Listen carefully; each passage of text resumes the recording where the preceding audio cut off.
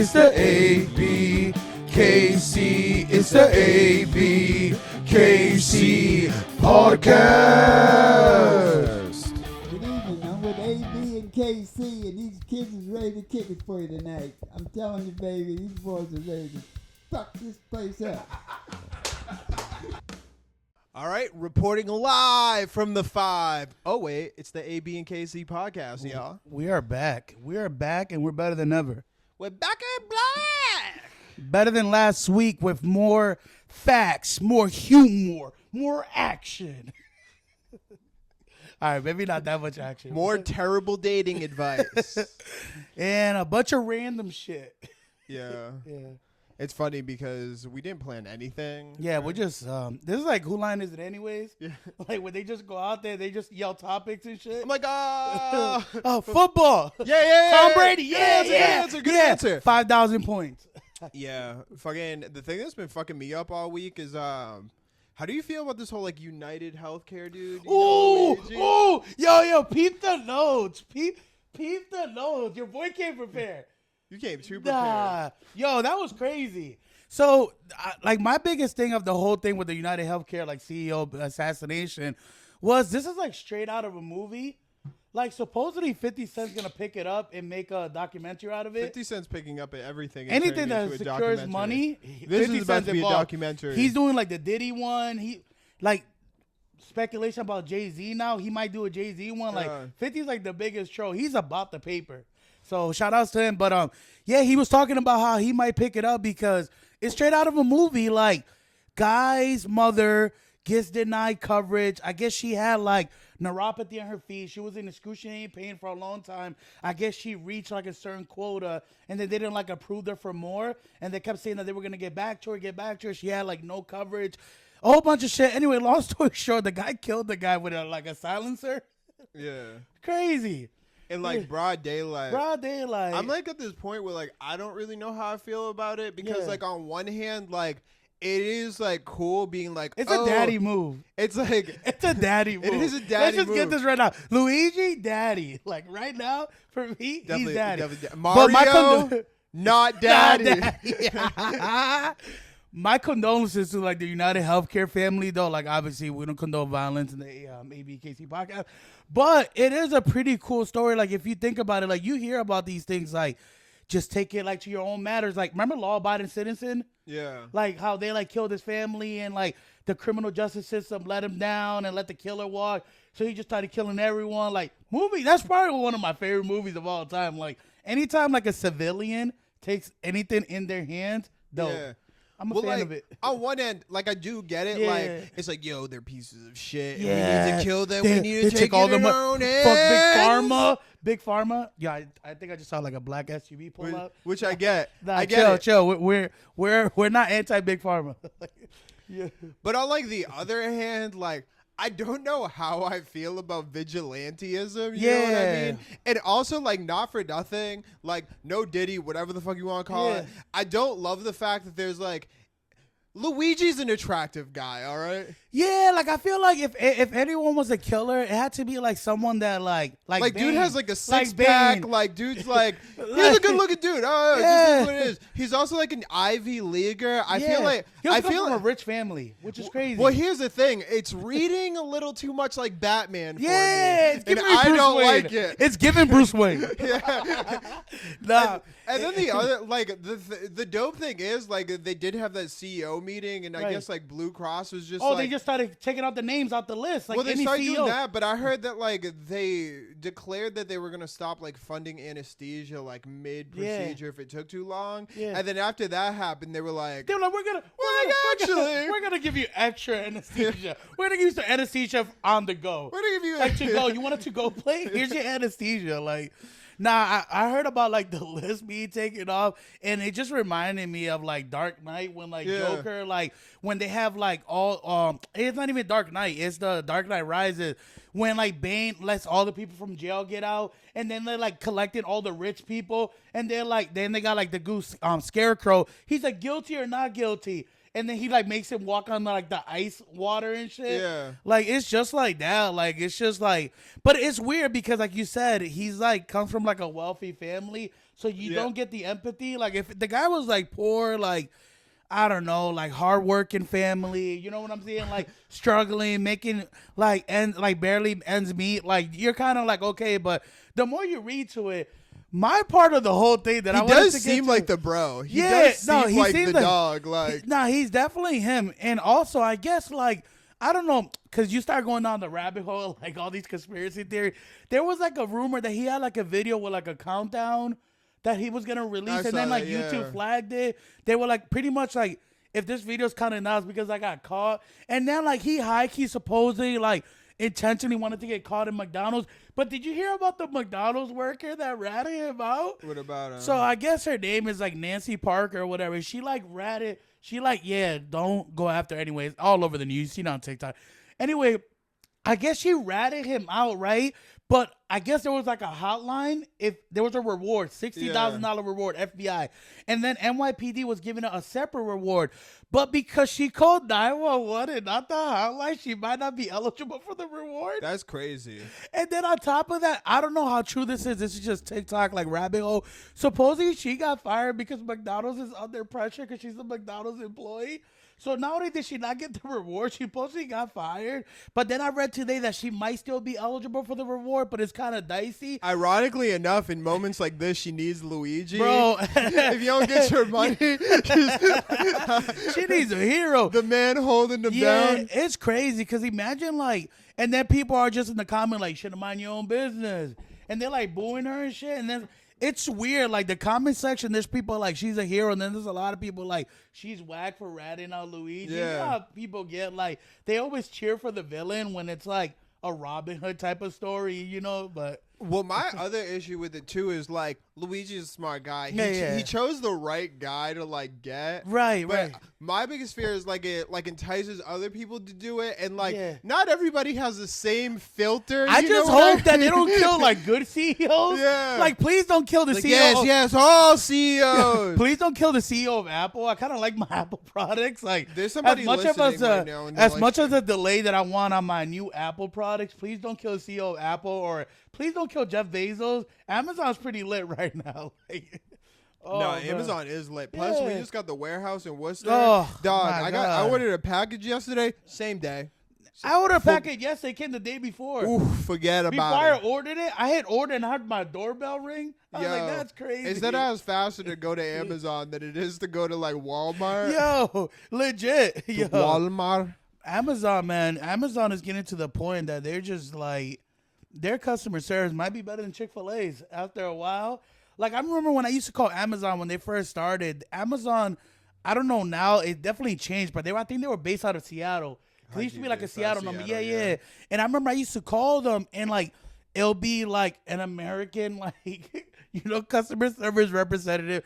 And they were super quick with like anything. They were like, all right, no problem. You don't even have to send the item back. You're just going to get a refund, courtesy on us. Now they're starting to ask a little bit of questions now. They're like, so what's really wrong with it? I'm like, I don't know. It stopped working. They're like, can you send me videos? Can you send me photos? Can you send me this? I'm like, yo, what's going on? What's with all the questions? Like, I know I was getting like harassed. Like, I just want to return this item and like get my money back. They're like, I feel like part of that is also your return history. No. I didn't have a crazy return history. And I spoke to other people that this has happened to, but it's also like, they're like, yeah, we're going to need you to send back that fridge and you pay for the label. I'm like, the fuck out of here, Amazon. Like, y'all so shit, but nah, shout out to Amazon. If you guys want to sponsor. Well, I think the thing with them is like with Amazon, like obviously they have some of their own projects, but like a lot of it's just like other people and they just get a cut of it. Yeah. So it's like, I don't care return it. It's like I'm only getting 30% of this anyway. I love how Amazon like return location will be like a Whole Foods. Shit's mad funny. I'm like, yo, I'm just bringing back this dildo. And they're like, just throw it to the side. You're in the produce section and shit. Like, shit is crazy. I'm like, yo, I'm just returning this sex doll. Oh, like, God damn it. Like, where'd I bring the sex doll back? And there's like little kids coming out of the grocery store. It's just mad awkward. But it's either that or Kohl's. Shout out to the OG sex dolls. You know Yo, what I'm talking my about? God. The ones with like the cup holder mouth. Yeah.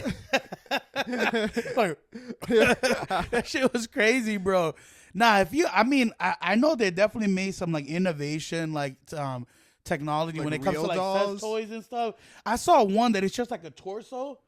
It's just the torso of the woman. Yeah. Like it's just the bottom half of her, and it's like the whole anatomy, like vagina, ass, everything. It's fucking nuts. And it looks real as fuck, but it's kind of weird, like, just having the torso. Yeah. I kind of like the sex doll, because you got the face, you know what I mean? But the torso, just the torso is crazy. Wait, so would you prefer this face yeah. or no just face. the torso? I prefer this face. Like, give me this face all day, bro. And this bitch just looks surprised. I She's want like, one with those like plain face. You know the like mannequins they be having like Macy's and stuff. I want one of those faces. Yeah. Just like Well, I was seeing this movie, this like AI movie on Netflix, and like it's a Megan Fox is in it. And pretty much she's like an AI robot.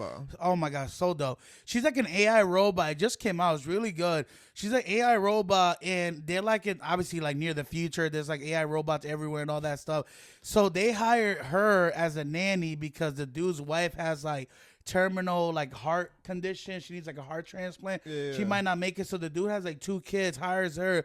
Plot of the movie is that she starts like falling in love with the main character, the dude, and she starts like self-programming to do things that she's not supposed to.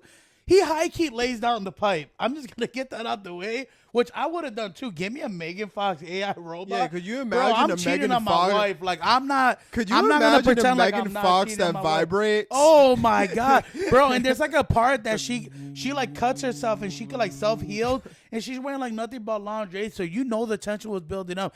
Anyway, she turns to like this serial like killer robot, like in every robot movie. There's never been a robot movie when the dude doesn't turn bad. It's like iRobot, RoboCop. Like there's always some control. Like there's never a good ending to like robot movies, unless it's that cartoon robot movie, which I forget which one it was. I think it was like I Giant, whatever. You remember that movie? I Am Giant or Yeah, Iron Giant. Yeah, Iron Giant. Like Yeah, that yeah. one was good. But There's anyways, also a big ass robot. yeah. But plot twist, she like turns bad and she turns to a serial killer and she like fucks up everything. But it's pretty interesting. Talking about sex dolls, like Well, give me I the think- AI robot, bro. I think that would be perfect for any fuckboy because if she ever starts getting like too feely, you can just get like a mechanical pencil or a pin and reset her. Yeah, You know what I'm talking about? or you could just return to You know Amazon. that like little button at the bottom. You just boop. Just return to Amazon, bro. I'm sure they'll take it back. Like shit. Imagine returning like a sex AI robot to like Whole Foods. This bitch is just talking back. She's like, "Master, please bring me back home." You're like, "Shut the fuck up!" Like shoving this bitch in the return section. Have you and ever shit. seen Ex Machina? Nah. It's like pretty dope. I think it's like an indie film, but it's like one of these like AI like fucking like Apple level like billionaires just like living out in the woods, and he has this like house, and he like recruits this dude to like work with this AI robot, and I forget the name of the test, but basically he's trying to see if like the AI is good enough at communicating so that like a person can't perceive it as being AI. There's like a name for it. I forget what it is. So anyways, through the like plot of this film, he like interacts with this thing. And it has like a crazy ending, but I don't want to like ruin. No. If you haven't seen Meanwhile, I'm telling you the whole story of my movie. Yeah. Oh yeah, I guess fuck it. So anyways, she like finesses. So basically, they're like talking or whatever, and then at one point she gets reset. Then she like starts again, and eventually he starts like catching feelings for this robot. But It's she's just like this movie. she's like an attractive one. But the Yeah. thing is, she's behind this whole like glass like case and everything. Yeah. So what ends up Puts a happening? glory hole in it. High That's key. crazy. And her wrist is just vibrating. Glory hole in the glass is crazy. She has palms that just Yeah. like expel lubricant. It's like this. It's like what is that thing called? Like vibration. You can break through the glass. and be Yeah. like- But anyways, she ends up like finessing him, She and goes he through ends the up glass like, like this. he ends up like breaking her out. It's pretty crazy. Yo, pretty nah, dope this movie. movie's dope. Like Megan Fox, she's still so hot. Like, oh my god, definitely in like top 10 for me. But Mommy? definitely Mommy? mommy. Oh, I feel like she obtained because mommy's now just about being hot, but like she obtained mommy status very early. well, the thing was Very early in life, because there's plenty of, like Selena Gomez, very cute, not mommy. You know what I mean? No, absolutely. I think she took what happened was I think she took a hit when she was dating MGK. I'm just gonna let the cat out the bag. She took a hit when she dated MGK because she was on the up and up, and then she like settled down. She was living her best freaking little life, bro. though. She should have still like a little bachelor. Like I think her stock would have went a little bit high, but then she started dating MGK and all that stuff. So I think she took a little hit. But well, she was going through her like Angelina Jolie, Billy Bob Thornton years. Like the two of them wearing like blood around their necks and just like making out in public. Remember when they were there's like one scene that I think they're like in the red carpet and like this dude he's talking about like she looks like she's trying to have sex with him right there. Yeah, there's like a famous clip. She's like looking at they're making out. You could tell they high key fucked before they got there. I was like, I need that. There's one where they're talking about it. They're like, we had sex before we came in. Yeah, like I need that. Yo, shout out to him for being Bad Santa. He just smashed mad. The two of them just making out. he smashed mad chicks in that movie, bro. Like the two of them just making out like slow kids in high school, in the hallway and shit. He was always getting caught like. There was always shout outs to people that were in relationship in high school that would just be making out in front of your locker. Dog. I'm like, bro, I'm just trying to get in my locker. They're just like, And they'll be holding hand. I'm like, yo. And then the breakup was always the best part because the breakup is like, now you can get to your locker. Now they never together. You just see her crying all the time. You're like, damn, what happened to Angel? Like, what happened to Angel? It's crazy, bro. Also, like, shout out to the people that were getting cheeks in high school. I was.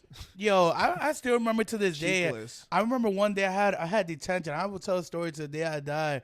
And I was walking. I saw one of my boys. He was coming out of the custodian closet. Yeah. And he kind of gave me the, like, not walk down the hall. Like, what's going on? He's like, bro.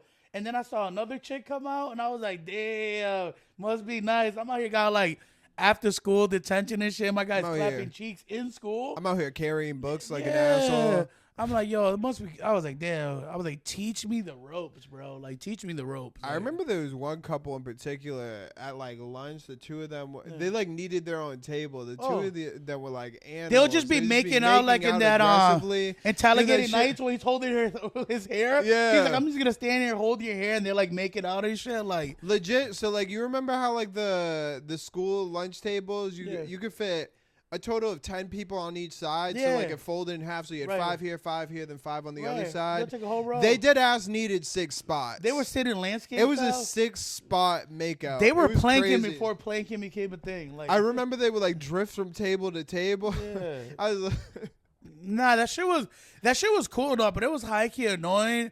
It was annoying because you wanted it and you couldn't have it. So you used to be out here in class. They'll be in the back sitting together just making out. I'm like, yo, pay attention. It's an important subject. Super jealous, by the way. Nah, it was crazy. Shout out to people. Cool. Also, cool. Apparently, you don't need to know about the American Revolution. Yo, right. I'm like, yo, we're talking about Christopher Columbus. Have some respect. Yeah, so like, yo, making out aggressively is crazy. I remember one of my boys was dating some chick, and we were in the Boys and Girls Club. Bro, we're in a Boys and Girls Club where there's little kids, like after school program, and these guys are dry humping each other in the couch. Yeah. In the Boys and Girls Club couch, before black couch, casting couch was a thing. I'm like, bro, have some respect for like, it's like one of the YMCA, you know, like YMCA and Boys Club have like mission statements. Yeah. One of them should have been like, do not make out aggressively at the Boys and Girls Club. Like, what are you thinking, bro? Like, well, I remember one of my boys in high school, low key. Might be the same boy. Yeah, he'd be making out with his girlfriend like super aggressively. Yo. But then he'd stop to say hi, and I'm like, I don't want to do this now. Nah, it was crazy. Like she used to do the same thing. Like they'll dapping me up and shit. I'm just like, yo, why your hands wet? But they were like pre-hand. It wasn't like you know, like your regular like tap kissing. It was like that romantic, like eating your face type of kissing and shit, spitting in each other's tongue. Yeah, like French kissing to the max. French kissing on steroids. It was a crazy. I think time. I saw him give him an Australian kiss once. Yeah, it's like a French kiss, but down under. No, that was crazy times, man. But shout out to everyone. I remember when I got invited to junior prom, and I got invited by my boy. It was the funniest thing. It wasn't junior prom. It was senior prom. He was a senior and I was a junior. and he just wanted me to go, and I was like, bet, I'm in there. They weren't each other's dates. Yeah, so it was the funniest thing ever, right? Like, I didn't have a limo. My grandma had like a Ford Taurus at the time, and I remember it was at the DCU Center, and I told her, I was like, yo, please drop me off 2 blocks away, because the Taurus had like problems with the shocks, so that shit was driving like this, and it made mad noise with the muffler. Yeah. Everyone showing up with a limo. This is not my senior prom, by the way. I'm still a junior, but I just wanted to go to senior prom the day before. So I remember going, she drops me off 2 blocks away. I get there, you know, you take photos, you do everything, you do like the food, whatever, you see friends, you're having a good time. So on the way back, my boy went in a limo, and I told my boy, I was like, bro, I'm getting in that limo. I'm from the way. I'm leaving here with something. Like, I'm leaving here with something. And I remember he was like, bro, we're like to the max. Like, everyone that paid to get there is going to be there, so there's no seats. I was like, bro, I'm going on the limo. I high-key remember running. As soon as, like, the prom was over, I went down because I remember what limo they had. Yeah. I went in, and luckily there was, like, a couple that ended up, like, doing something else. They didn't come back in the limo. So I was just chilling in a limo. It was my first time in a limo, which I did not pay for. Just abandoned his grandma outside. His my grandma never came to pick me up. His grandma's still outside honking. Dude, my face was out the window like Ace Ventura. I look like, you ever bring one of your dogs on a car ride and they're super excited? Motherfuckers tugging on his shit. Drooling and shit. Like, I was having a grand old time, but yeah, I remember that, man. And then obviously senior prom, I actually got like a real date, which is dope because I was dating like one of the older chicks that were in school. She high-key like stood back a couple times because she had like kids and shit. I could tell. You said one of the older chicks. I was like, this is high school. Nah, and I'm a senior. I remember like it was cool because I think like she was at an age where she could buy alcohol. So I was like, this is lit. So I was getting like drunk as an 18-year-old. No, I wasn't. But yeah, it was crazy. It was a crazy time. But you didn't go to prom, right? Nah, I remember So I was super like awkward when I was young. You were like, your mom has big tits. But I remember someone asked me, and I was like, I don't even want to go. I was like, nah. Nah, man, prom is cool. And we talked about that a couple episodes ago about Mr. Tux and shit. Like, I never owned a tux, so that was my first time going to Mr. Tux, Gilly Tate, and like getting tailored, like my tux tailor and all that. But I high-key was pissed because the amount of money I was paying for Mr. Tux, I should have just got my own tux. Well, I remember the first time I rented a tux. It was like my cousin's it was either my cousin's wedding or my aunt's like anniversary. Yeah. But anyways, it was formatted like a wedding. So what ended up happening was I was probably like 13, 14 at the time, and being from around the way. Nah, but like I had no clue what like etiquette was as far as like shit goes, and I was like super into like hip hop. I was eating the food. He was eating the food with his hands and shit. I was like super into like hip hop. Like this was like back in the day before the Diddy parties were whack, but like the white party was like a thing. You did all white? I remember I pulled up to this thing, no lie, in an all white fucking tuxedo with braids. Nah, I think I had the long hair. I had like the puffy hair, but I had like a white jacket, white shirt, white tie, white shoes. Like I was all white belt. Yeah. Like I was whited the fuck out. All white. I'm looking like Katy Perry. And when I see the pictures now, like I stick out like a sore fucking thumb. Nah, no bullshit. I thought I was him until like you ever like should have been to a Michael Rubin party. You would have been him at that. Well, that was probably the fucking inspiration. Those fucking Diddy parties back in the day. The all white party back in the day was high key. It was definitely a vibe, yeah. But like, you know when you like think you got that shit on, and then you pull up and you're like, I look like an asshole. That was at my friend's sister wedding, the one that I went to. Yeah. She invited me to a wedding, like literally the same day. I was coming out the gym. She's like, "Hey, what are you doing?" I was like, "Just leaving the gym." She said, "You want to go to a wedding today?" I was like, "I don't know. Like, where is it?" Like. And she told me the location of the wedding. The wedding was like 30 minutes away. So I was like, I'm not doing shit. I went to my closet. I realized I do not have anything dress up clothing. Yeah. Like no proper attire. Like all I wear is like joggers, sweatpants, hoodies, like just gym attire. And I was like, shit, now I have to go to the store and buy something. And even when I went to the store, like I didn't buy anything crazy. Like I bought like some slacks and I bought like a Ralph Lauren polo.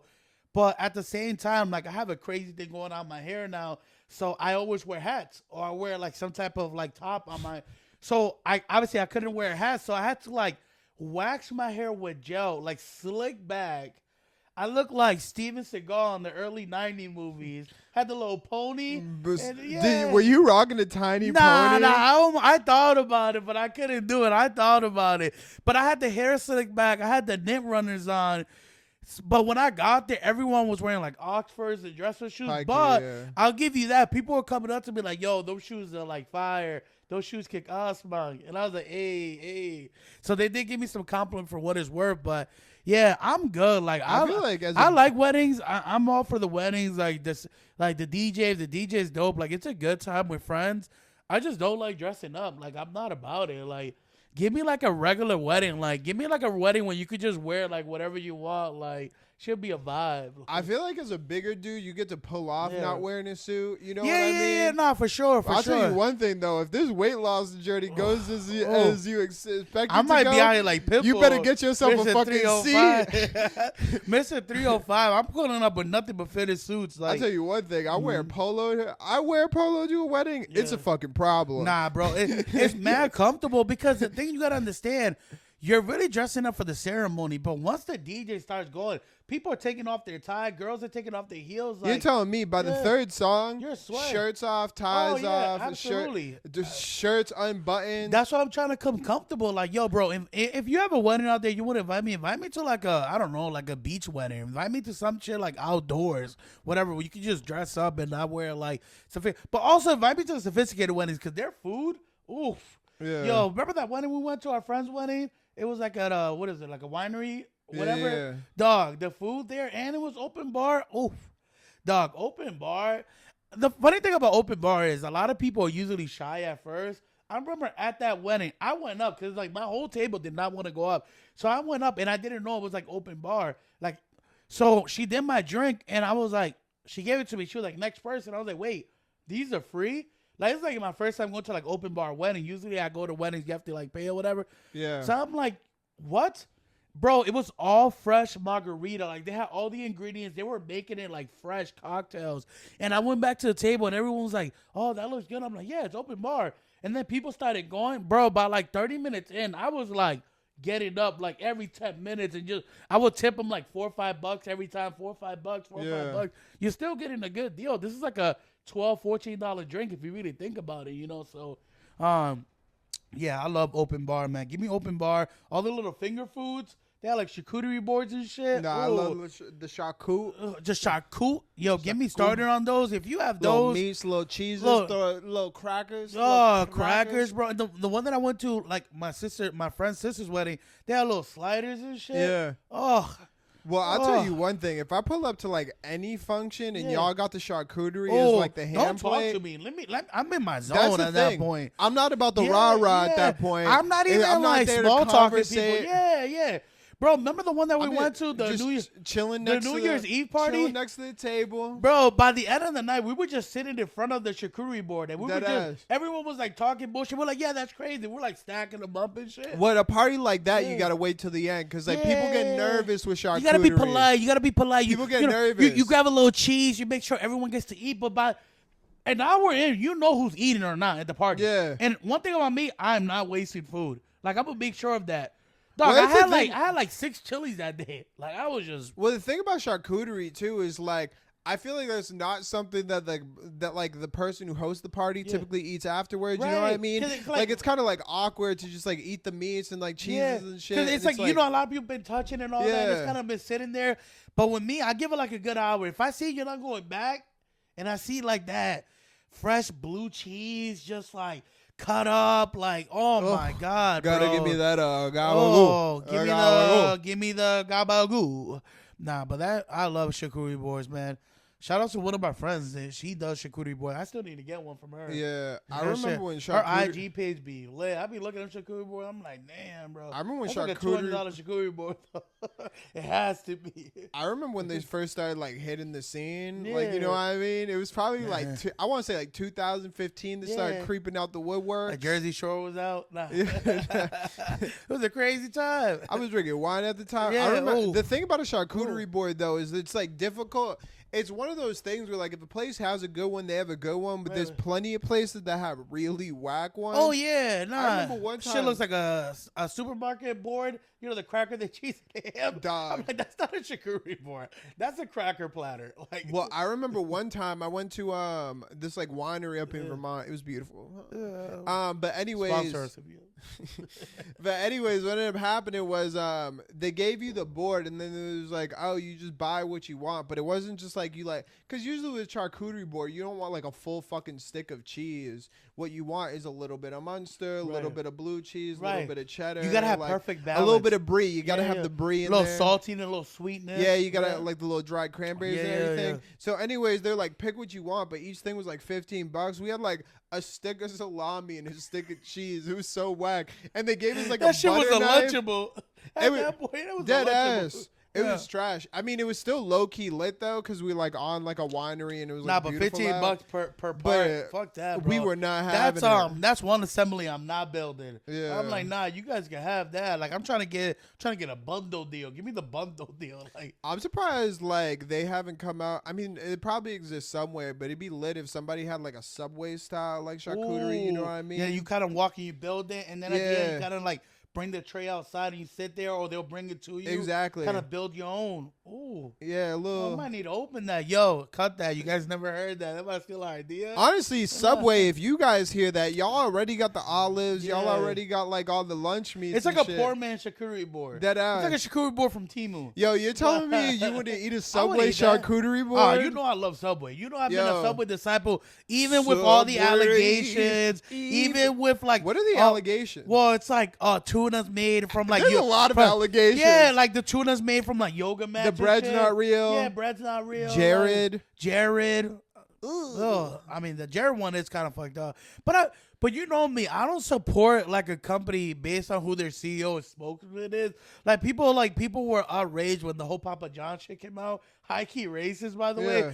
But I would still go to Papa John's if the food is good. Like, I don't support the guy. Like, I support the food, you know? It's like Chick-fil-A. Like, Chick-fil-A has certain things, and, like, all these restaurants have certain things that, like, some people just don't agree with them. And kudos to you, but if the food's good, I'm going to eat there. Like, that's just me. I love that they turned around and they replaced Papa With John with Shaq. Yeah, they were like, yeah. But it was the thing he feared most. Yeah, well, the thing is, BBCs.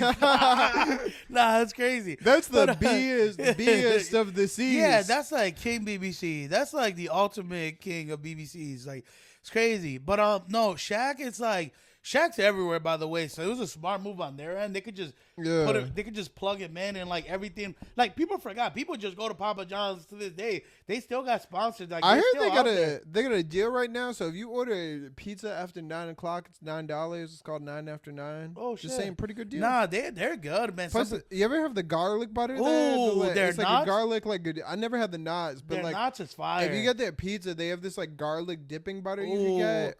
Nah, they're good. Like, I don't know why people don't like Papa John. I had their some people don't like their wings because they're roasted, they're not fried. Yeah, I like it because it's like a little bit like healthier, if you want to say. But they're good. Like, I love Papa John's. I don't go there a lot, but if I had to pick like Papa John's or Domino's or pizza, I'm going Papa John's. That's just me. Yeah, I like Domino's. Like, Domino's had like the pan pizzas, like the $5.99 deal. It's super cheap. About Domino's, but it's like after a while, it tastes weird. Like, if you have 2-3 slices of the pizza, you get like a nasty aftertaste. Well, the thing about like Domino's is like people don't order Domino's because they like it. They order it because Domino's is a vibe, and the vibe says, I don't want to spend that much money, but I am fucked up in some kind of way. And I am hungry. I'm hungover. I am fucked up and high hungry. as hell. I got the vibe. munchies. If I pull up to a Domino's, you're spending $20 and you're getting like 3 items. I'm either drunk, hungover, or high. Like, and they have the drive-through. Now you don't have to get out the car. Crazy. That's a game changer. So you order your pizza and you pull up to the drive-thru. You're not getting out the car. When you're drunk and you're high, whatever, you do not want to get out the car. So you're grabbing and you're pulling up and you're eating that shit in the parking lot. Like, All right. Crazy. So I remember one year it was a Super Bowl or whatever, and my boy's like, "Yo, I'm gonna have people over. We're gonna have like food or whatever." This is a story of what you talking about? Yeah. No names. Yeah, no names. But anyway, so I love this story. he's like, "Yo, we're like ordering pizza or whatever," and I was like, "Okay, word." So I'm like, "There's like 3 or 4 of us." So there's it's like a Super Bowl party. It's You a gotta Super go Bowl all party. out. You know what I mean? You gotta go all out. Here's the thing: if you are hosting Super Bowl, you gotta bring the heat. Here's the You gotta thing. bring the heat. Like I'm saying like financial investment Yeah. at a minimum. Yeah.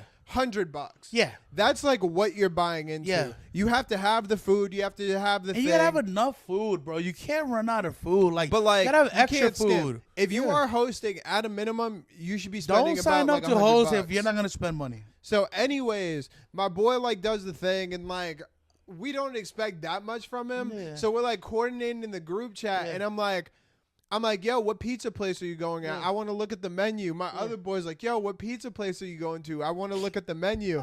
And he's like, just some place around the way. And I'm like, okay, but like, Gatekeeper like a motherfucker. yeah. I'm like, what place? He's like, just this place. He's like, You probably heard of them. so, anyways, me and my boy, we take like a segue on the side. And I'm like, this motherfucker's being mad weird about the pizza mad place. So I was like, quiet, I don't mad know if he's like secretive. gatekeeping, Like, like does what he it work is. there? Like- So we coordinate. I end up getting like a Taco Bell box. He ends up hitting up like a market basket or Yeah. something. Gets a bunch of shit, Yeah. and then we pull up. We bring our food.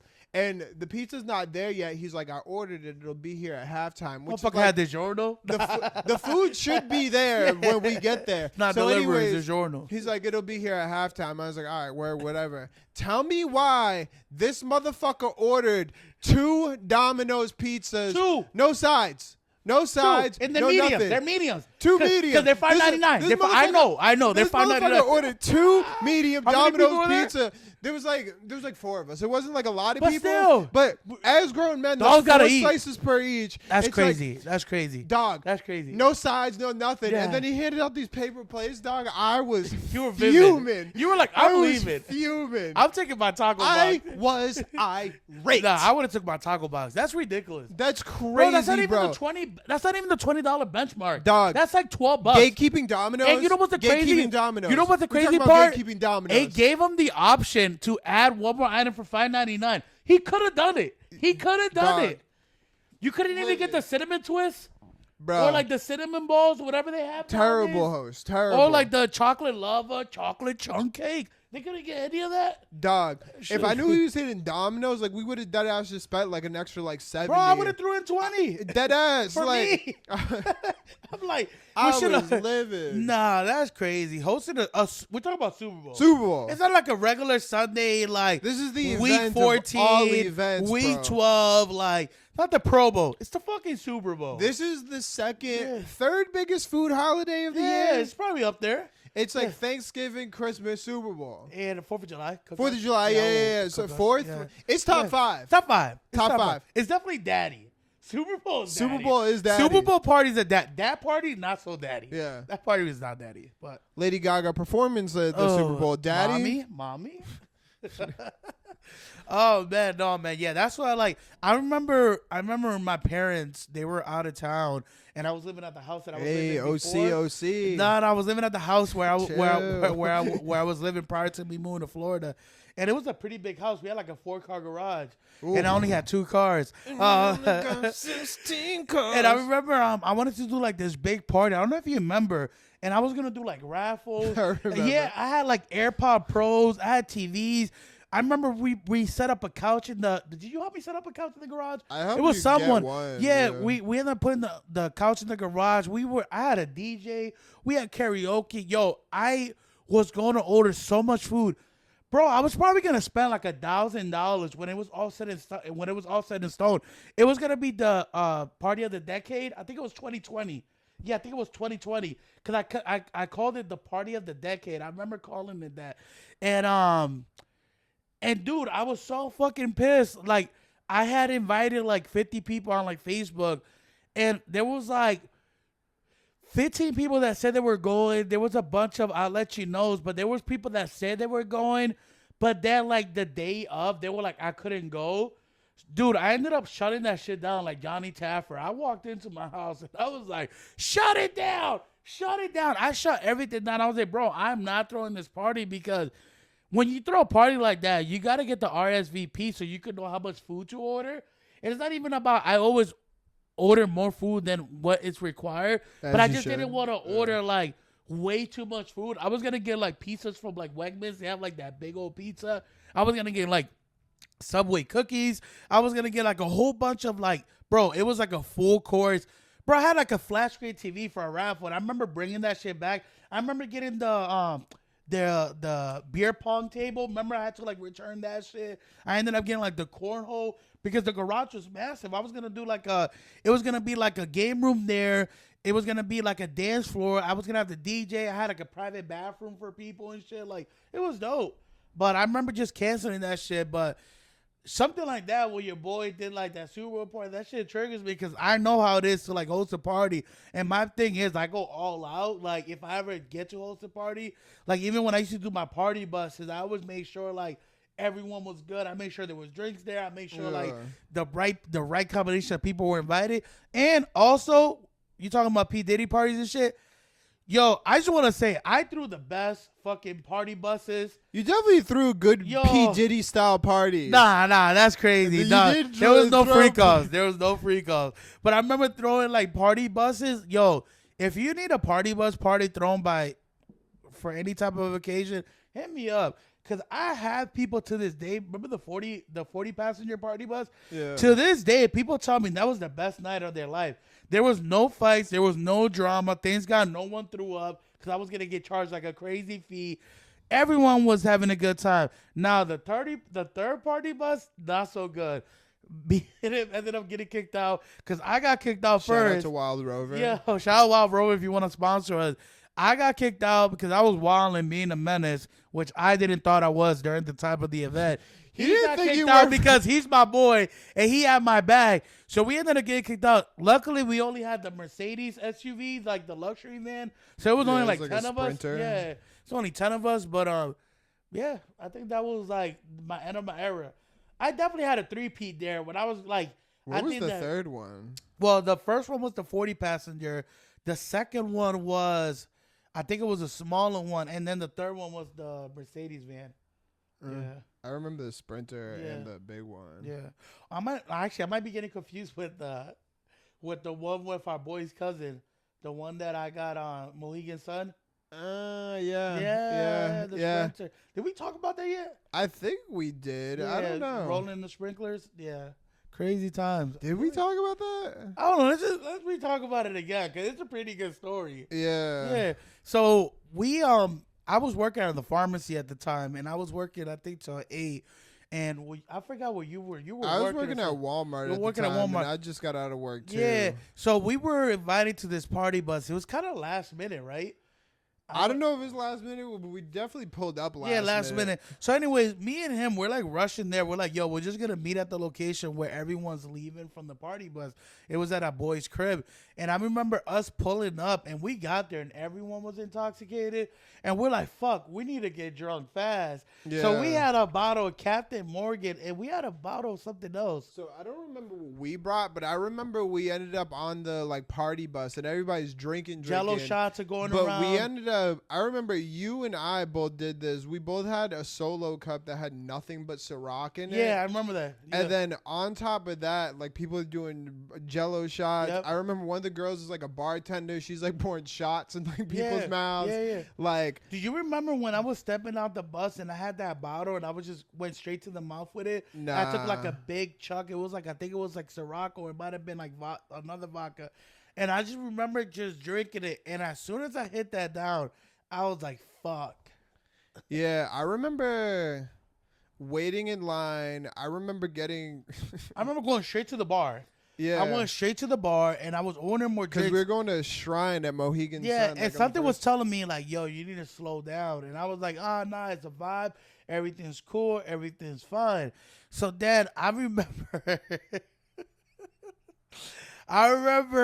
seeing you get kicked out. I don't even know why I got kicked out. I remember seeing you kicked out, and I remember going to them. I'm like, yo, what's going on? This is my boy. He's like the chillest dude ever. Like, Why is he getting kicked out? And they were like, they wouldn't talk to me. They were like kicking you out.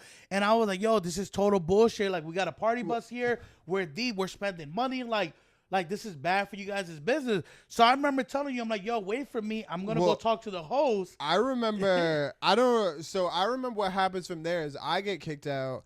And then I'm walking through so you leave and you're just like in the casino. Yeah. And this is the first time I've walked and been solo. Yeah. And when you're drunk and by yourself, like it's a completely different experience. It's a lonely and experience. each step, I'm like, I'm pretty fucked up. I'm like, you know what? I probably deserve to get kicked out. I don't know. So I remember I go to Dunkin' Donuts. Right. I said, I'm like, yo, let me just get like a large thing of ice water. Yeah. So I'm getting, you know how it's like a 64 ounce of Yeah, fucking, the big cup. Yeah.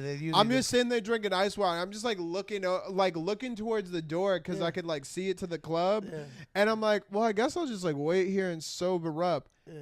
And then you come out. Yeah, so let me tell you from my perspective. So I went to go talk to the host, and I'm looking for her, and then I just feel someone sweep their arms under my arms. So I'm like this. I can't put my arms down. They're holding me like this, and they just start shoving me out. I'm like, yo, get off me, get off me. So I get pushed out, and they're like, yo, you're too drunk. You're out of here. And I'm like, yo, this is fucking bullshit. I was like, fuck this. I was just going crazy, right? I'm going ham. Dude, I never sobered up so fast in my life. A state trooper grabs me by the shirt. They bring me to like an alley, like a little hallway. And he's like, do you want to go to jail tonight? And I was just like, you know what? I'm good. I was trying to act all tough because I did not want to go to jail. And I was drunk. Like, I was drunk. But I know in that situation, I was like, I need to chill. So I remember, I'm grabbed on my shirt. I was like, I'm cool. So I did. That's when I saw you. You were like sitting down near the Dunkin' Donuts. I was literally right next to the club. So I remember we started walking, and we're looking for the party bus, right? Like, we're trying to find our party bus. Yeah. And there's like a whole strip of party buses.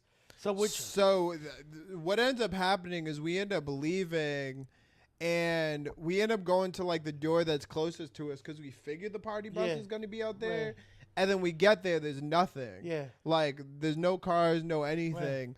And the way Mohegan works is there's like a sidewalk that like connects like door to door, but it's like a circle around the facility. Right. So we start like walking outside, and we're on this like sidewalk that's on the perimeter. So we probably make it like, I don't know, like 500 yards away from like the exit, trying to get to the next one. Right.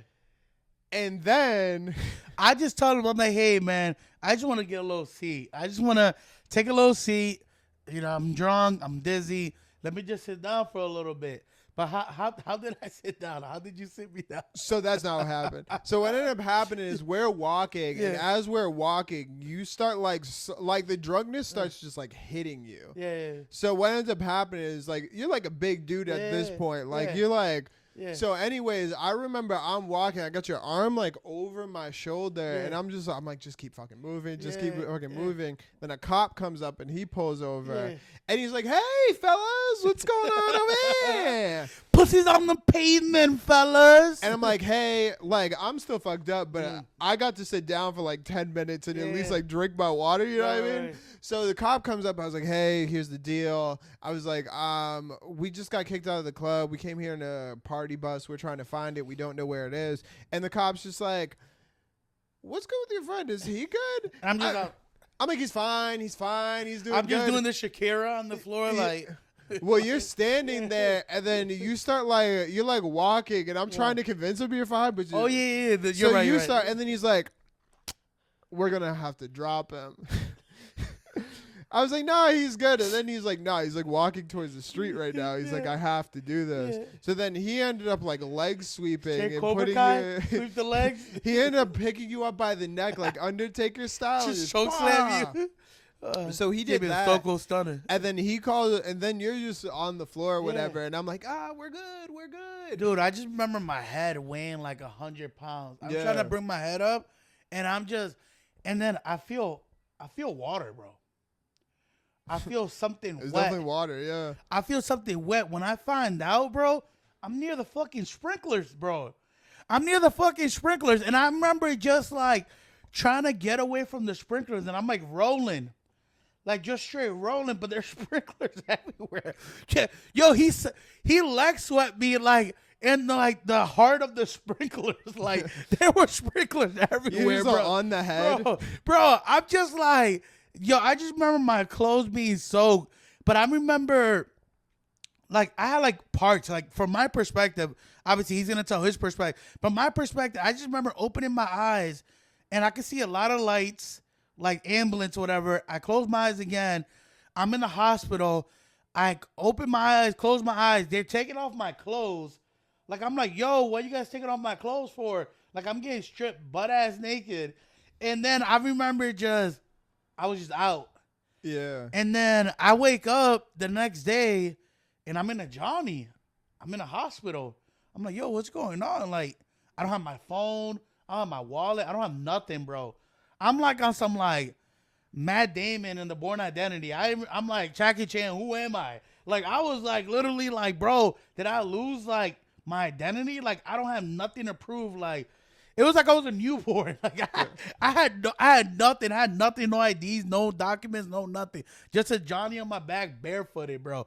So I remember getting out, and the doctor comes in, and he's like, oh, I'm gonna need you to sit down. I'm like, what's going on? He's like, hey man, you're pretty lucky. I'm like, what's going on? He's like, yeah, you had alcohol poisoning. And I'm like, come on, doctor. Like, he's like, no, you had alcohol poisoning. Your alcohol levels were ridiculously high. Yeah. And he's like, you're a bigger dude, like you put yourself at like other risk, whatever.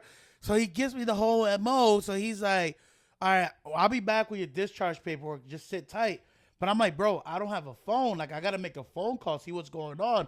So I remember I'm walking to the nurse's station, and I'm like, hey, is there any way possible I can use your phone, whatever? She's like, yeah, no worries, sweetheart, you can use my phone. So I remember calling you, and I'm like, yo, bro, where you at, bro? Come pick me up. I'm at St. Vincent. And she goes, honey, you ain't no St. Vincent. You in Connecticut. And I was like, Connecticut, bro? Like, what am I doing here? She's like, yeah, but she's like, you in Connecticut. You ain't no St. Vincent Hospital. And I remember you just telling me, like, yo, bro, I'm on the way. Don't worry about it. Like, I'm going to go pick you up. Here's how little I cared about my job at the time. Yeah. I was on my way to work, and I just called them. I was like, I'm not coming in today. Shout out to Walmart. Yo. Nah, man, that was a crazy time. Not my proudest moment, but it did happen. It did happen. And that's the thing about Party Bus. And that's the thing why I don't do more Party Bus unless you need one, you can hire me. But the reason why I don't do more Party Bus, because that's not the first time that I've been drunk over the top during the Party Bus.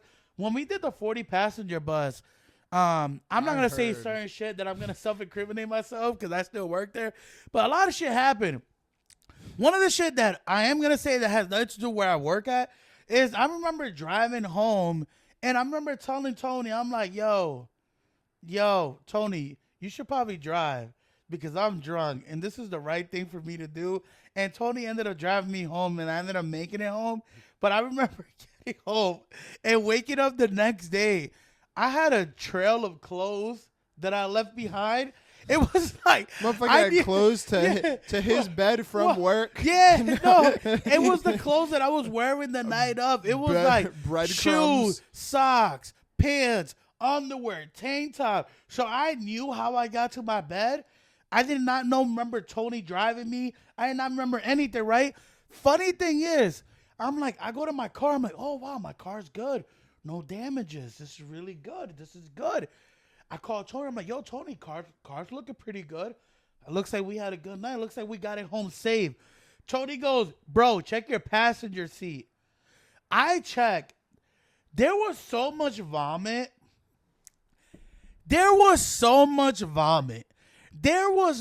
was like a colder day because it's like for my birthday.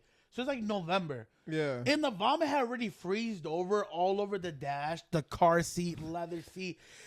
Tony, chisel it. Yo, Tony told me that it looked like The Exorcist. I was just projecting and vomiting, and he was just driving. He didn't know what to do. He's like, please stop. And I was just like, what's up? Like, I was going crazy. And I was like, bro, never again, bro. Like, the crazy thing is, I don't even vomit like that when I drink. I've never not gotten belligerent on a party bus. Yeah, I love it because it's like an excuse. Like I don't have to drive, but it's just, and usually like because we live in Worcester, so having like a party bus here is kind of corny. Oh yeah, no, So we you- always go to Boston. So you either have to go to Boston or Providence. Providence. Both of them are like an hour away. Yeah, so that's what you drink. That's the whole Yeah. part of it.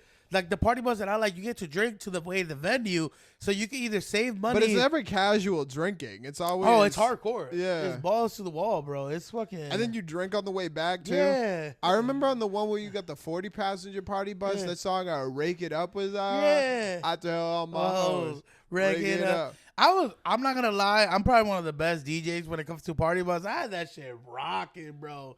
I remember someone was like, play Usher. I was like, bitch, this is a party I bus. remember one of your boys was like, "Play Rake It Up" again. I was like, "Yes, that." I wish the baby was out when I had the party bus. Oh, certain songs that are out now. I wish I had those when I threw my party bus birthday party. Good times, man. But shout out to party buses, man. I remember like we talked about this one of the episodes. We used to go to Union Tavern and we'll see a party bus pull up of like newlyweds and shit. Yeah. It'll be all bachelorette like females. Oh, just a party full of like women that are inspired for marriage, just looking for love. You have jealous friends. Yeah, jealous friends like, oh, why did Dorothy get married? It should be me. It should be me. I feel like if you are gonna go after a bachelorette party, though, you do have to go after like a young bachelorette party. Oh, for sure. Because as you get older, it's just like a bunch of like married people Yeah, who like but they get down though. They get There- down, There was a but- couple married. There was a couple married chicks there that definitely should not have been doing what they were doing. They were the part of the most loose ones that were there. nah, they like, began loose. Yeah, especially like middle-aged married people. Yo, they're like, I haven't gone outside, I've been married. You're like, hell yeah, me too. Oh man, but yeah. Let me see what I have here. I have some notes. Oh, so, yo, you know I'm always late to the party. Any movie, TV show, Breaking Bad, whatever. This motherfucker just watched the Christopher Nolan Batmans. He's like, nah, Heath Ledger, bro. He's a really good Joker. Hell no, don't disrespect. I've been on that wave. But yo, I watched Alexander Hamilton for the first time on Disney Plus. Like the musical? Yeah, I dope. don't fuck with it. You don't fuck with it? Nah. So hear me out. So I was on a little day ski, and we ended up coming back to my crib, and she picked that out of everything that was out there, which was a little bit strange, but she did pick that. I'm not gonna lie, in the beginning I was like, yo, what are we doing? Like, what is this bullshit? Like, I'm not a big fan of musicals, whatever it is and all that shit. But it was actually really good. They were like rapping and shit. You get to learn about history. Benjamin Franklin, yo, George Washington.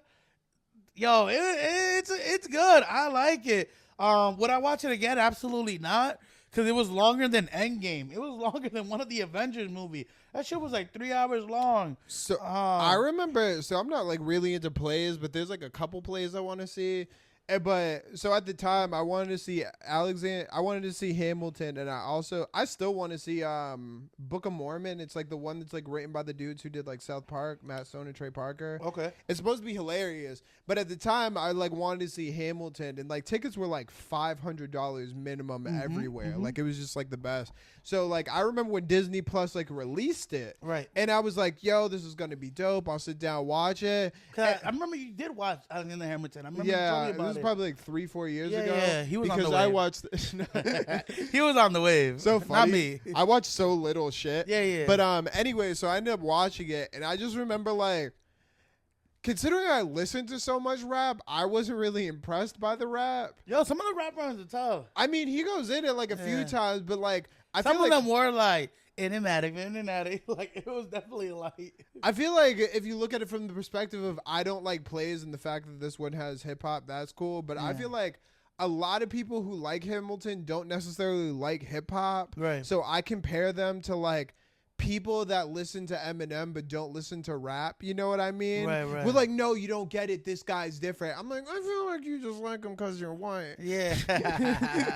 It was. I do like the fact that the cast members are Puerto Rican, Black, Dominican. You I know do that like Alexander Hamilton is not Puerto Rican, right? Wait, he's not Dominican? Nah, but I do like the fact that they did a cast with, minorities. And He's like, it was Emil, not- how do you feel? I got some pernil.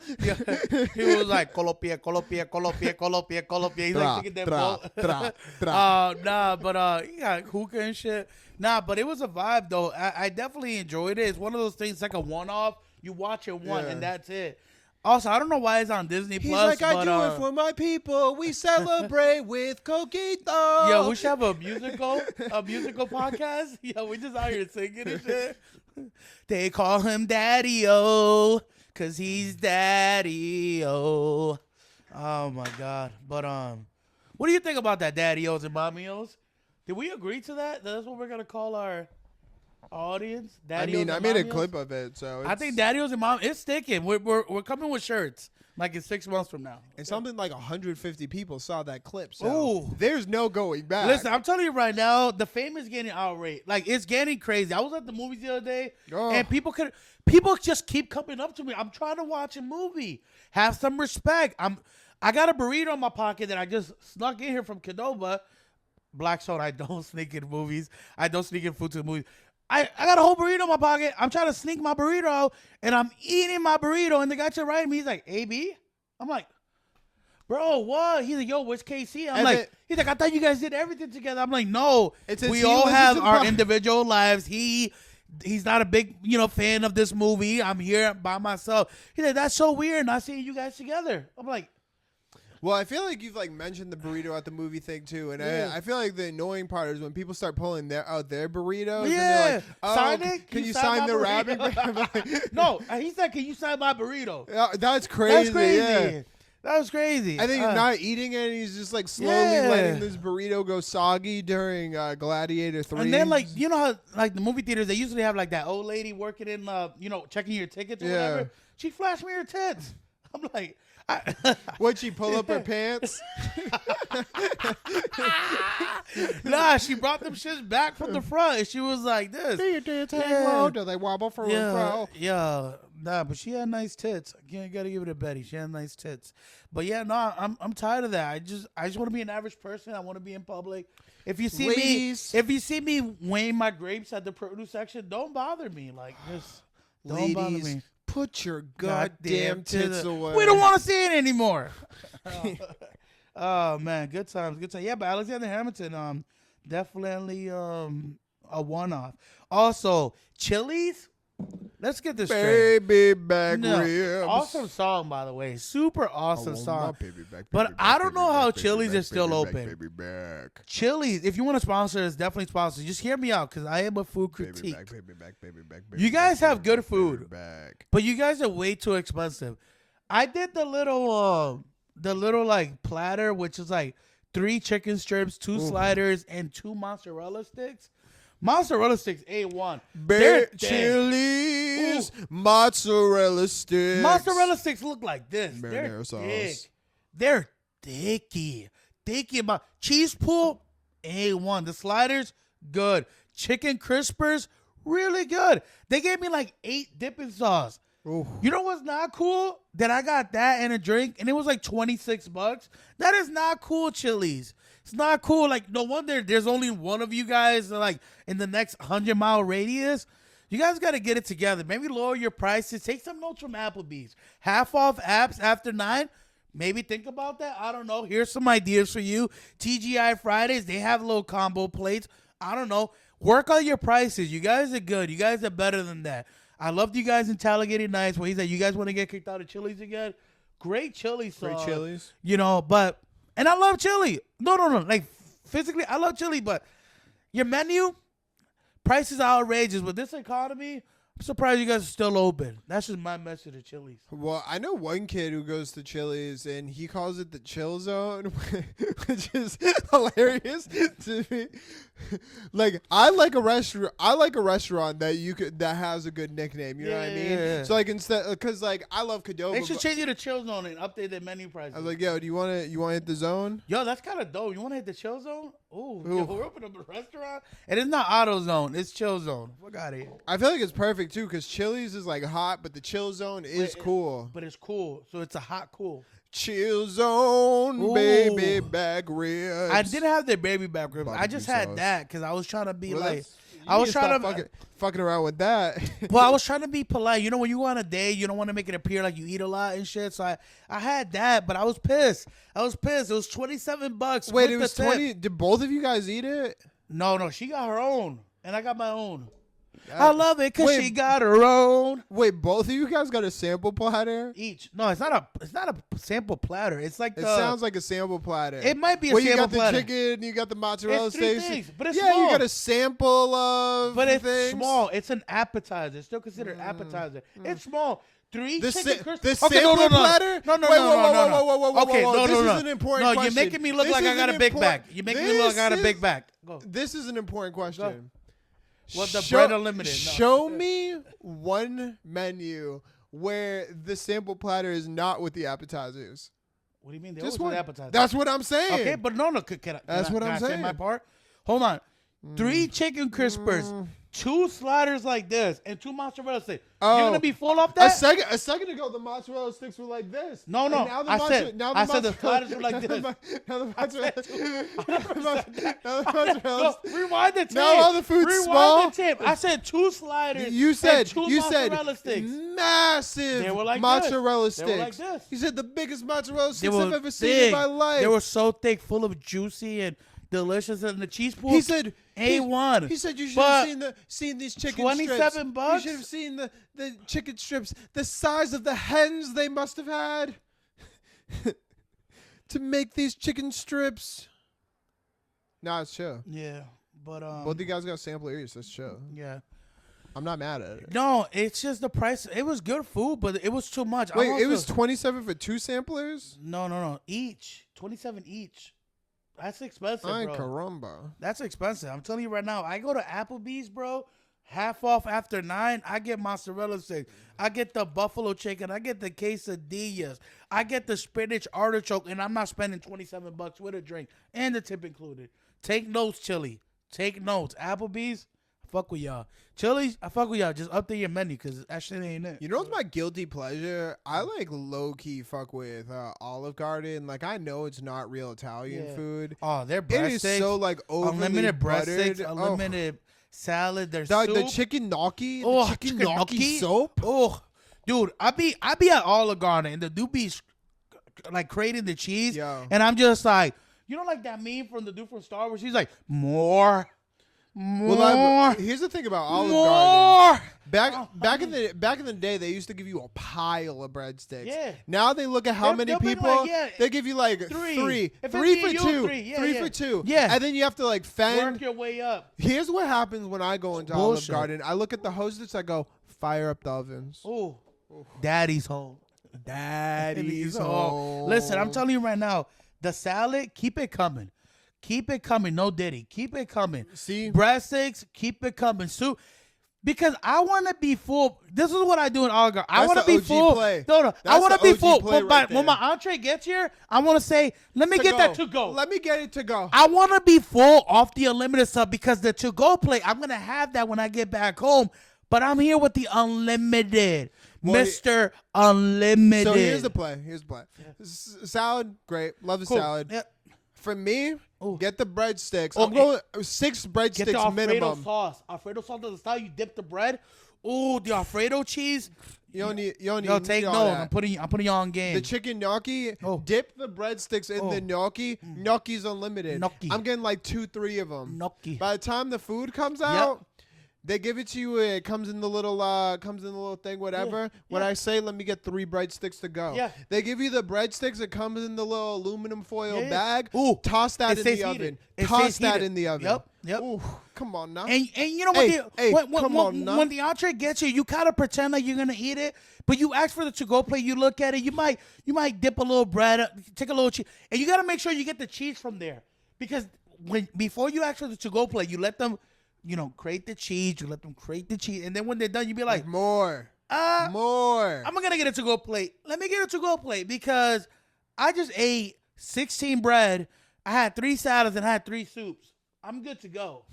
I'm good to go. Psych. I'm good to go. Psych. Yeah, they thought, but no, Olive Garden, Olive Garden is definitely. I can't have it every day, but there is days that I crave it. Like There's once a days, year. yeah, Once a year. It's like Boston Market. It's like when you don't have it for a long time and you have it, it's good. But when you do have it, you kind of wish you didn't. Shout out to all the Italians that are just white knuckling right now. They're like, that's not Italian food. Dude, talking about food. Well, this has nothing to do with food. Did you hear about the whole thing with Papoose and Remy Ma, the back and forth on social media? No. So, anyways, I guess Remy Ma and Papoose, you know how Papoose hold it down. Remy Ma was in jail. She came out of jail. They were together. Everything was fine. I guess she cheated on this dude or whatever. Anyway, long story short, they're going back and forth. It's like an ugly divorce. She's alleging things. He's alleging things. He's kind of like, yo, I kind of hold it down for you. You're sending me pictures of you and your man that you guys are together.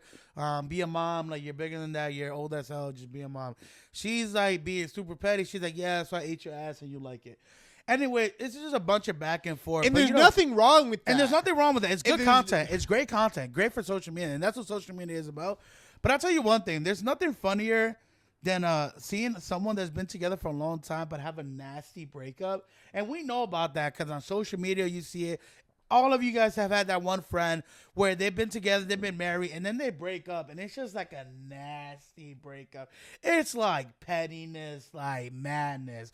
It's like pettiness galore. It's like, listen, it's like, oh yeah, but you have a small dick. And be like, oh yeah, but you ate my ass. And it's just like a bunch of like pettiness and back and forth.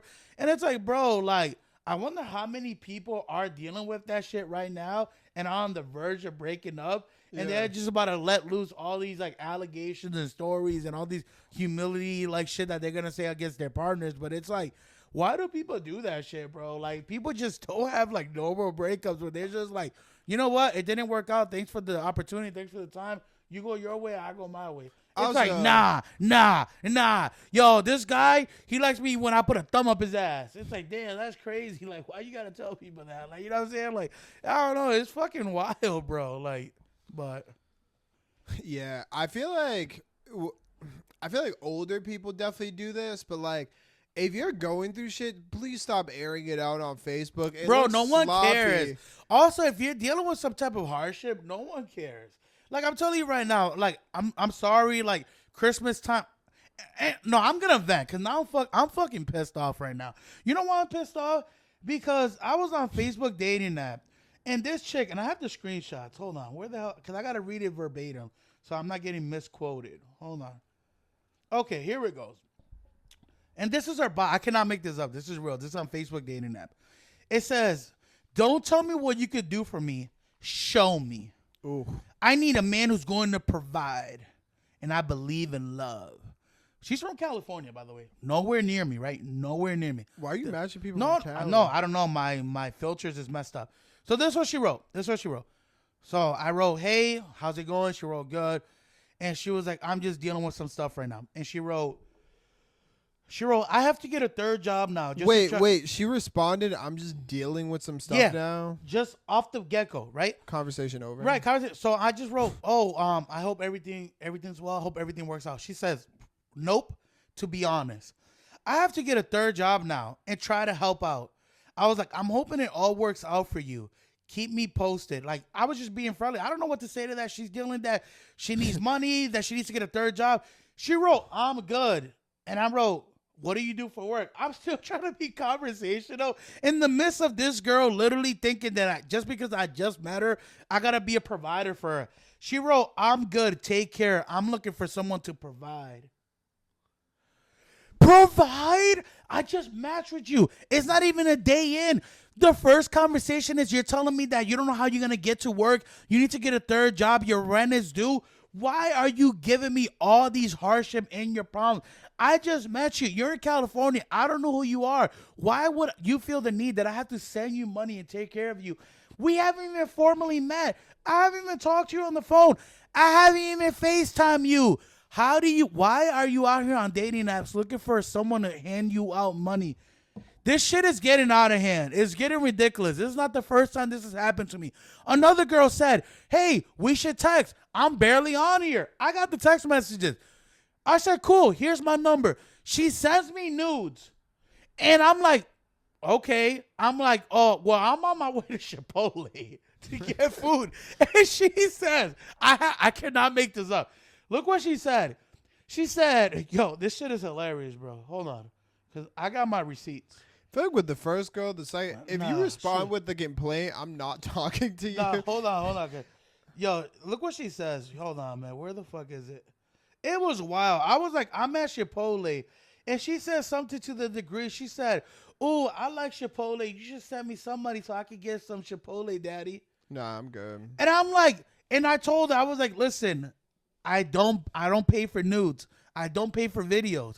I'm not paying for that. OnlyFans, I'm not paying for any of that. Chipotle. If you want to send that on your own, by all means, it doesn't do anything for me. Like, why are you out here prostituting on a dating app? Like, it's crazy work, bro. Like, yeah, it's crazy. I've never gotten into tricking. You've seen it like firsthand. Like, Bro. I'll be at the club and it'll be like someone like bad.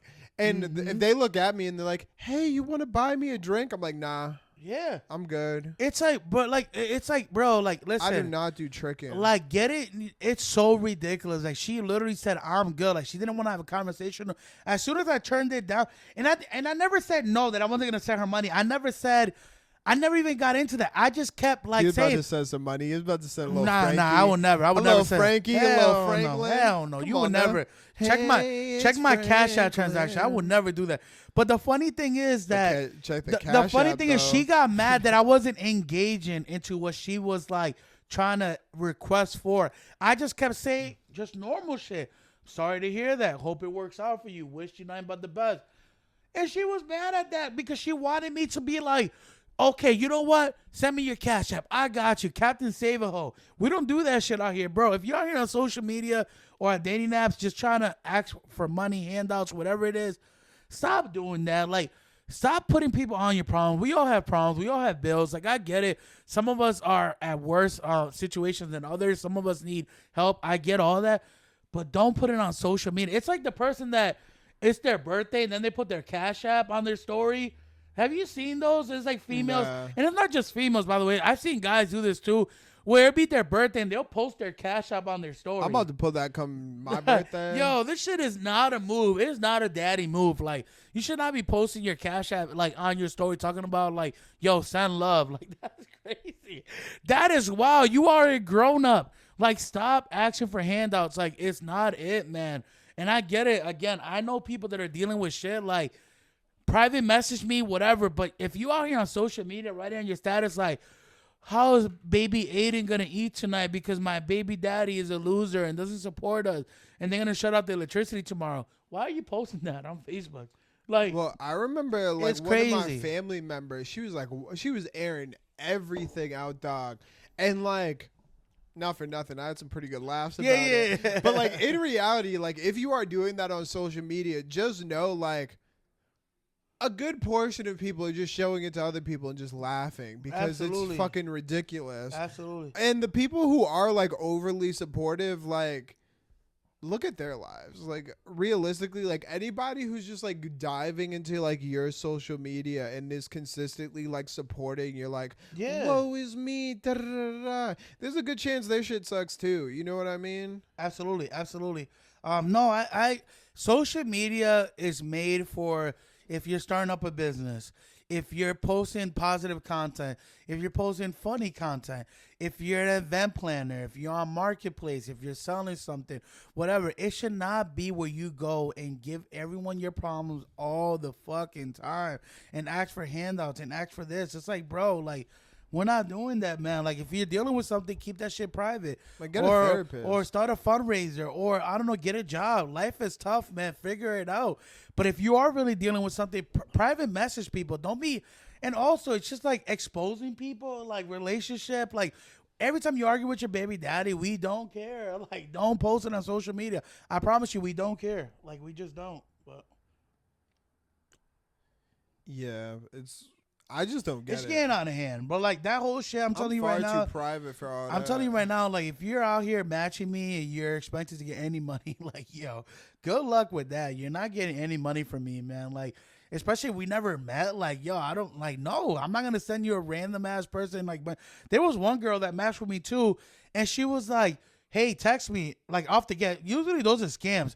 You know what she told me? She was like, "Yo, I don't even know what this girl's like.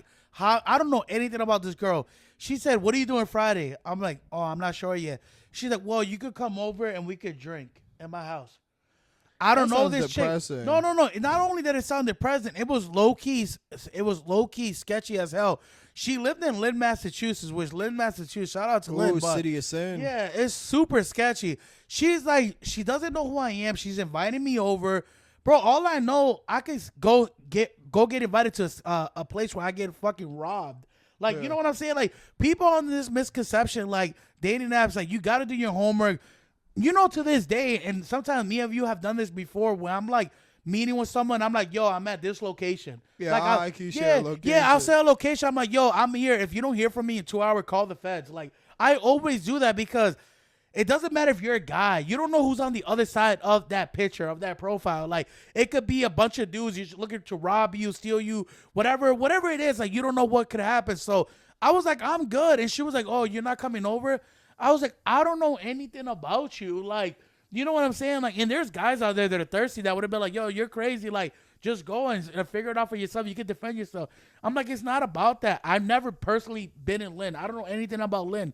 I'm not going to go to a stranger's house not knowing what's on the other side, bro. Like, I'm not doing that. I got to talk to you a little bit. I got a couple back and forths, a phone call, FaceTime, some shit.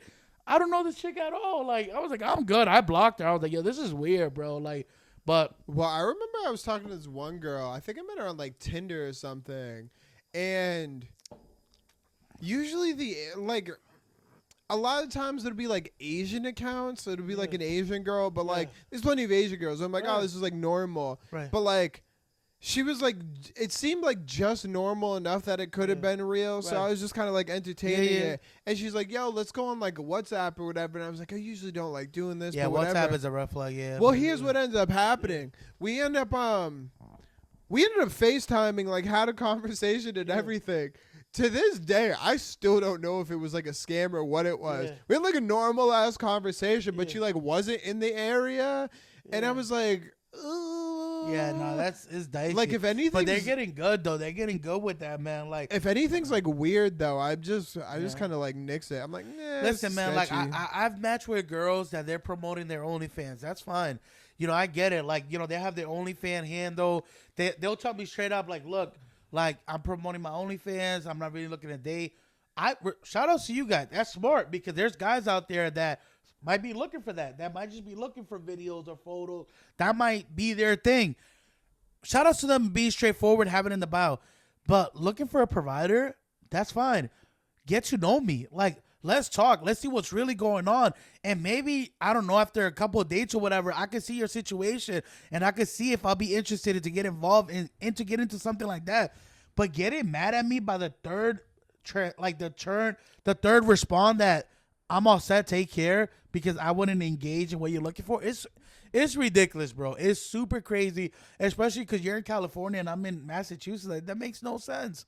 Makes no sense. Yeah, it seemed like a scam. Yeah, super scammy, but still, like, take care. Because at least even, like, the scams, they're a little persistent in the sense. They'd be like, oh, okay. How attractive was she? I'm not going to show the photo on the camera, but I don't need to see her, but was she, like, hot enough to pull this shit off? I mean, just by your reaction, you can tell. Look at her bio. I screenshot it because I literally laughed. I was like, I got to talk about this in the podcast. She got a big ass child. Yeah, she has a kid too. There's a big ass child. Yeah, child's like 7. Yo, that child is like 7, and it and she's like, carrying him. like you can tell the child's smaller than her, but somehow that child's also 6'7". Yeah, that is a baby linebacker. Yeah, that's a big baby daddy I gotta deal with. Yeah, like 6'3", motherfucker. Like I was like, why you wonder you need a provider. Why you out here buying all that fucking food? Yeah, why you out here providing for my baby mama? I gotta deal with that. I gotta deal with the kid. You need to provide that barnyard animal with some feed. I'm getting into a situation which already a situation for me. You have a kid, right? Which is already like I gotta mentally prepare for that. That is not a kid. That is like a hippopotamus. Right. It's a baby hippo. That is a hungry hippo. So and it's crazy. Like I gotta provide that thing with meals. I gotta she ran out of marbles. Gotta provide that thing with watermelon. Just whole watermelon. That ass. Nah, but it's out here shoveling food in its mouth every morning. Crazy, man. That toddler is a large. That's what my biggest thing I've always been.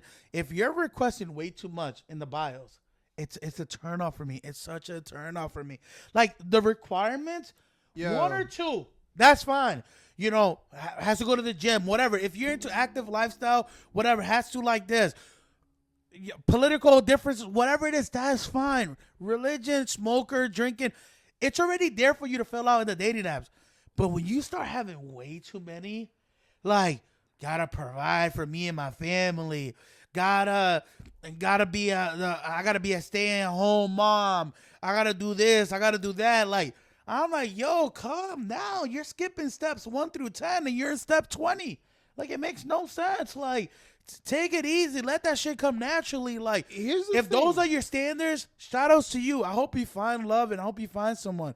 But there's nothing more unattractive than someone that just has way too many requirements on their bio. Here's the other thing, too. I don't understand how she's looking for a third job. I feel like if she found a farm, she would get paid handsomely. The way that she's carrying around that calf. Yeah, bruh. That's crazy. Did you see that child? All that baby Yo, she was holding that child like nothing. Yeah. That thing was large. But 3 jobs is crazy. Like, how bad is it in California? She could easily get sponsored by like a. And she said like she didn't have a ride to her job, and I'm like, she was holding that baby like an Atlas stone. You know what? She looked like a power lifter. No, I got a solution. I got this fixed. You know what you could do instead of having 2 jobs? Why don't you work for a KFC and Taco Bell duo restaurant? You know what they combine? That's 2 and jobs in one. You clock out for one, and you walk over, and you put your Taco Bell hat. Think about it. Or just go around town like lifting people's cars or something. Or work at a mall where there's multiple jobs in one building, so you leave the Old Navy and you get your ass to TJ Maxx. I'm surprised she's struggling to find work being the son of Zeus and all Hercules strength that have an ass. That's crazy. That ass, bro. I'm not getting involved with this baby. But yeah. There's a large child. That thing is crazy. That might be the world's strongest baby. That was like the equivalent of seeing like you in a crib. Like, there's no reason that thing should be held. Mark Henry baby ass. Yo, that was crazy. But yeah, no. I feel like we're focusing on the wrong thing. It's such a trigger for me, man. That's why, man. This dating world shit is scary. Only thing man. she needs is a back brace. Fucking lugging that thing app around. Shit is scary, man. It's like literally like filtering out all the talking phases. You're dealing with the talking phases and then it'll go nowhere. Like, you know how many people I've texted back and forth like consistently, it just doesn't go nowhere, and it's like it's a fucking waste of time, bro. Like, you get your hits, don't get it wrong, you get a couple good hits, you get your hits. You get your hits. Your hits. If you out here like a major league batter, you're batting 300, you're 3 for 10, which is good averages.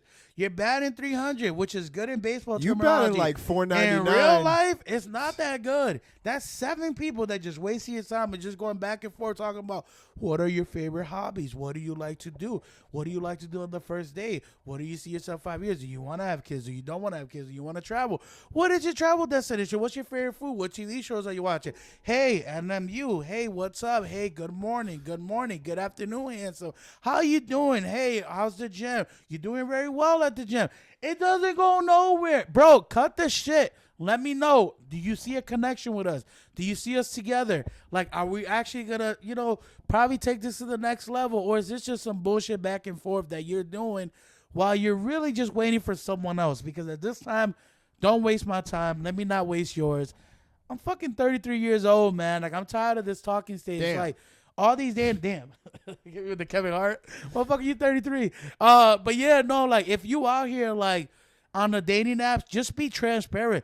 Maybe you should write that in your bio. I'm not looking for no real love. I'm not looking for a relation. I'm looking to fuck around and waste your time and ask you all these dumbass questions about the talking stage, Nigga, who and then I'm hurt gonna you? ghost you. I'm gonna fucking go. No one's hurt me. Who hurt you? We talk about this all the time. You said the same shit. Like this You on whole a rant right now. this whole ghosting shit is whack, bro. Like, yo, like, just don't waste my time. Why ask? Why ask the questions?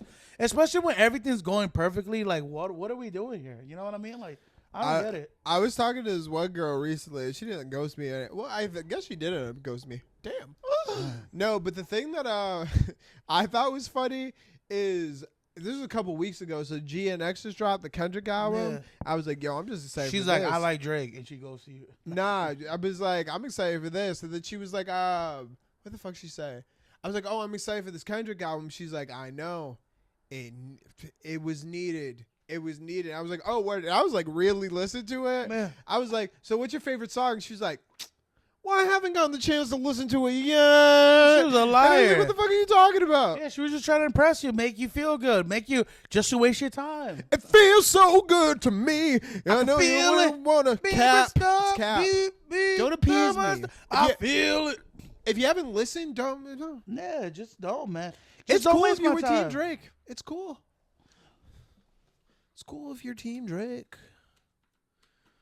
I feel like I don't have this as much on like dating apps, but on dates, like especially like I'll just go off on like whatever random thing I'm obsessed about for like 20 minutes, you know what I mean? Like on a dating app is a little harder, but I remember during like the whole like crypto phase, this chick like pulled up and I just remember I was at this little like Chinese restaurant and I was talking her ear off about about fucking what's that shit called? It's the shit that you wear on your face. It's like the video games shit. I was talking her ear off about virtual reality and AI for like 2 hours. Yeah. I was like, this bitch thinks I'm crazy. Well, like I said, I was having that conversation with that chick on Hinge where we connected. She's like, you like comedy show? I like comedy show. She's like, you like Bill Burr? I like Bill Burr. I like Dave Chappelle. I like Dave Chappelle. Have you been to the Comedy Connection? I love the Comedy Connection. We should go to Comedy Connection. Let's go to Comedy Connection.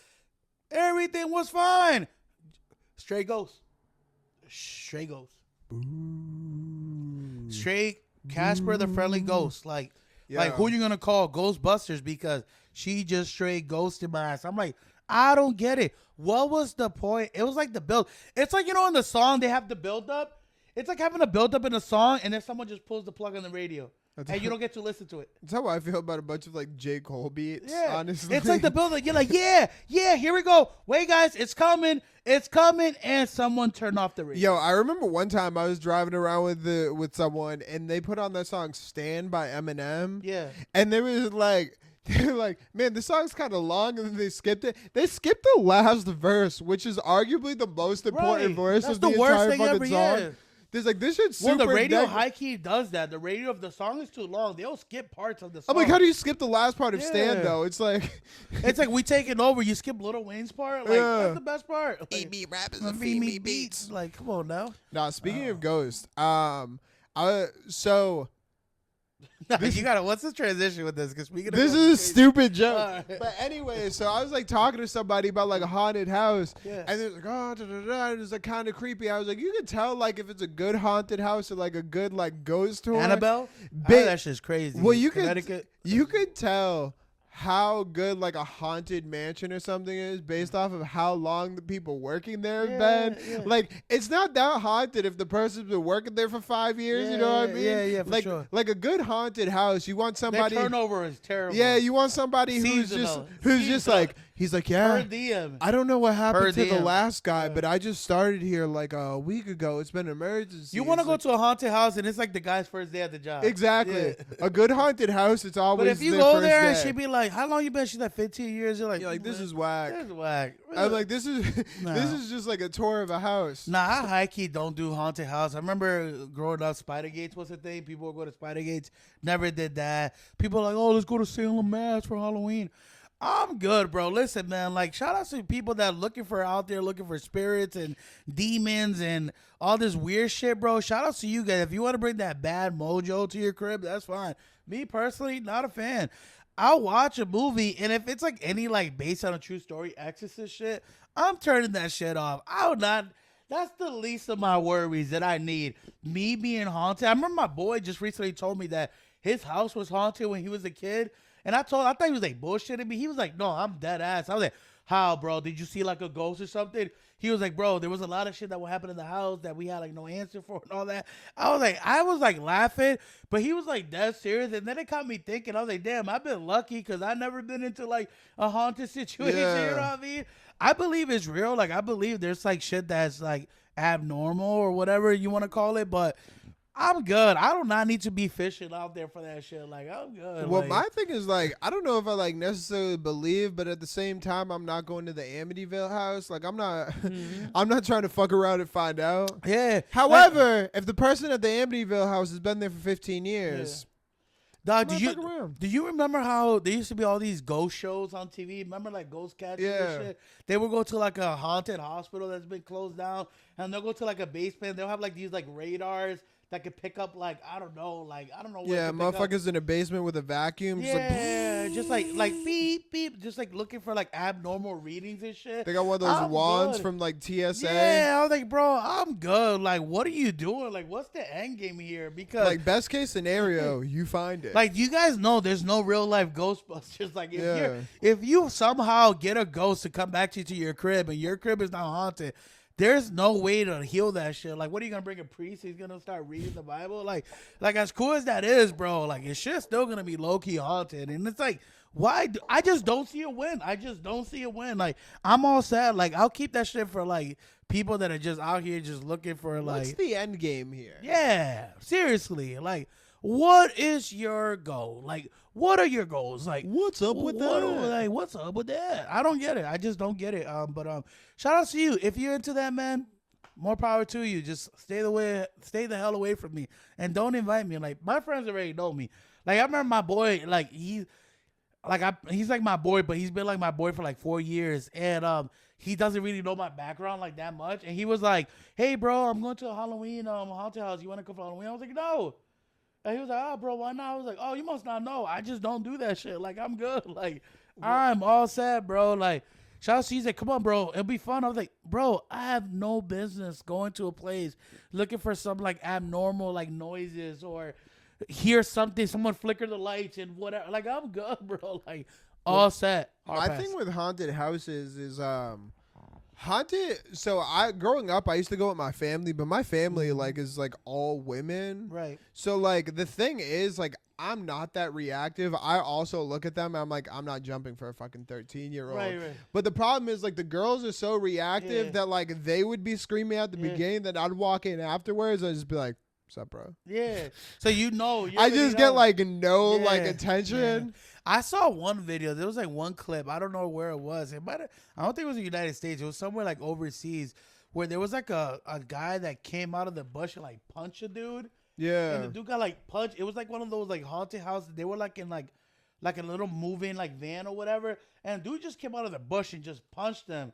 And I was like, I don't know if this is part of the act or not, but that shit seemed personal. Yeah. I was like, that's the last shit I need. Or like someone with a chainsaw getting like way too close to my face and shit. Like, well, the chainsaw is a fun one because that's always the one that makes people run. Yeah. And I swear to God, I've seen at least like 3 girls like run from the chainsaw and fall. Yeah. Yeah. Like they'll have like the hidden cameras and shit, like the black light cameras or whatever. Turns out they don't make it up. Cameras. Turns out they don't make it up in the movies. That should be happening. Nah, yeah.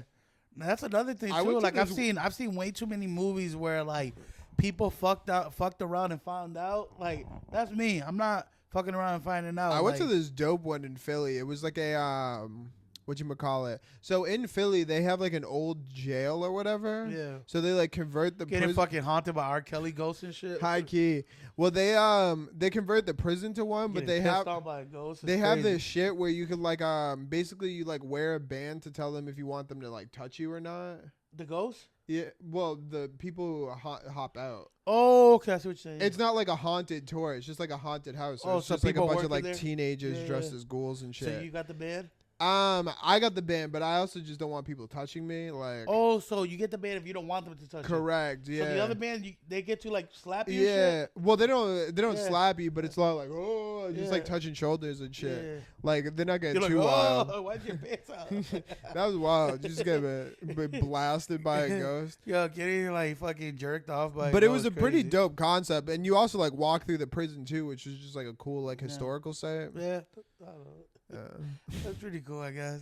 They should use that shit at Rikers. I'm pretty sure there's a lot of ghosts down there. I think they're still using Fucking Rikers. do one at Guantanamo Bay. Talk about scary. Yeah. But It's pretty cool. like ISIS. Nah, man, it's crazy, man. It's yeah. I'm just not a big fan of ghosts. All right, what else I got here? Oh, I wanted to talk to you about this.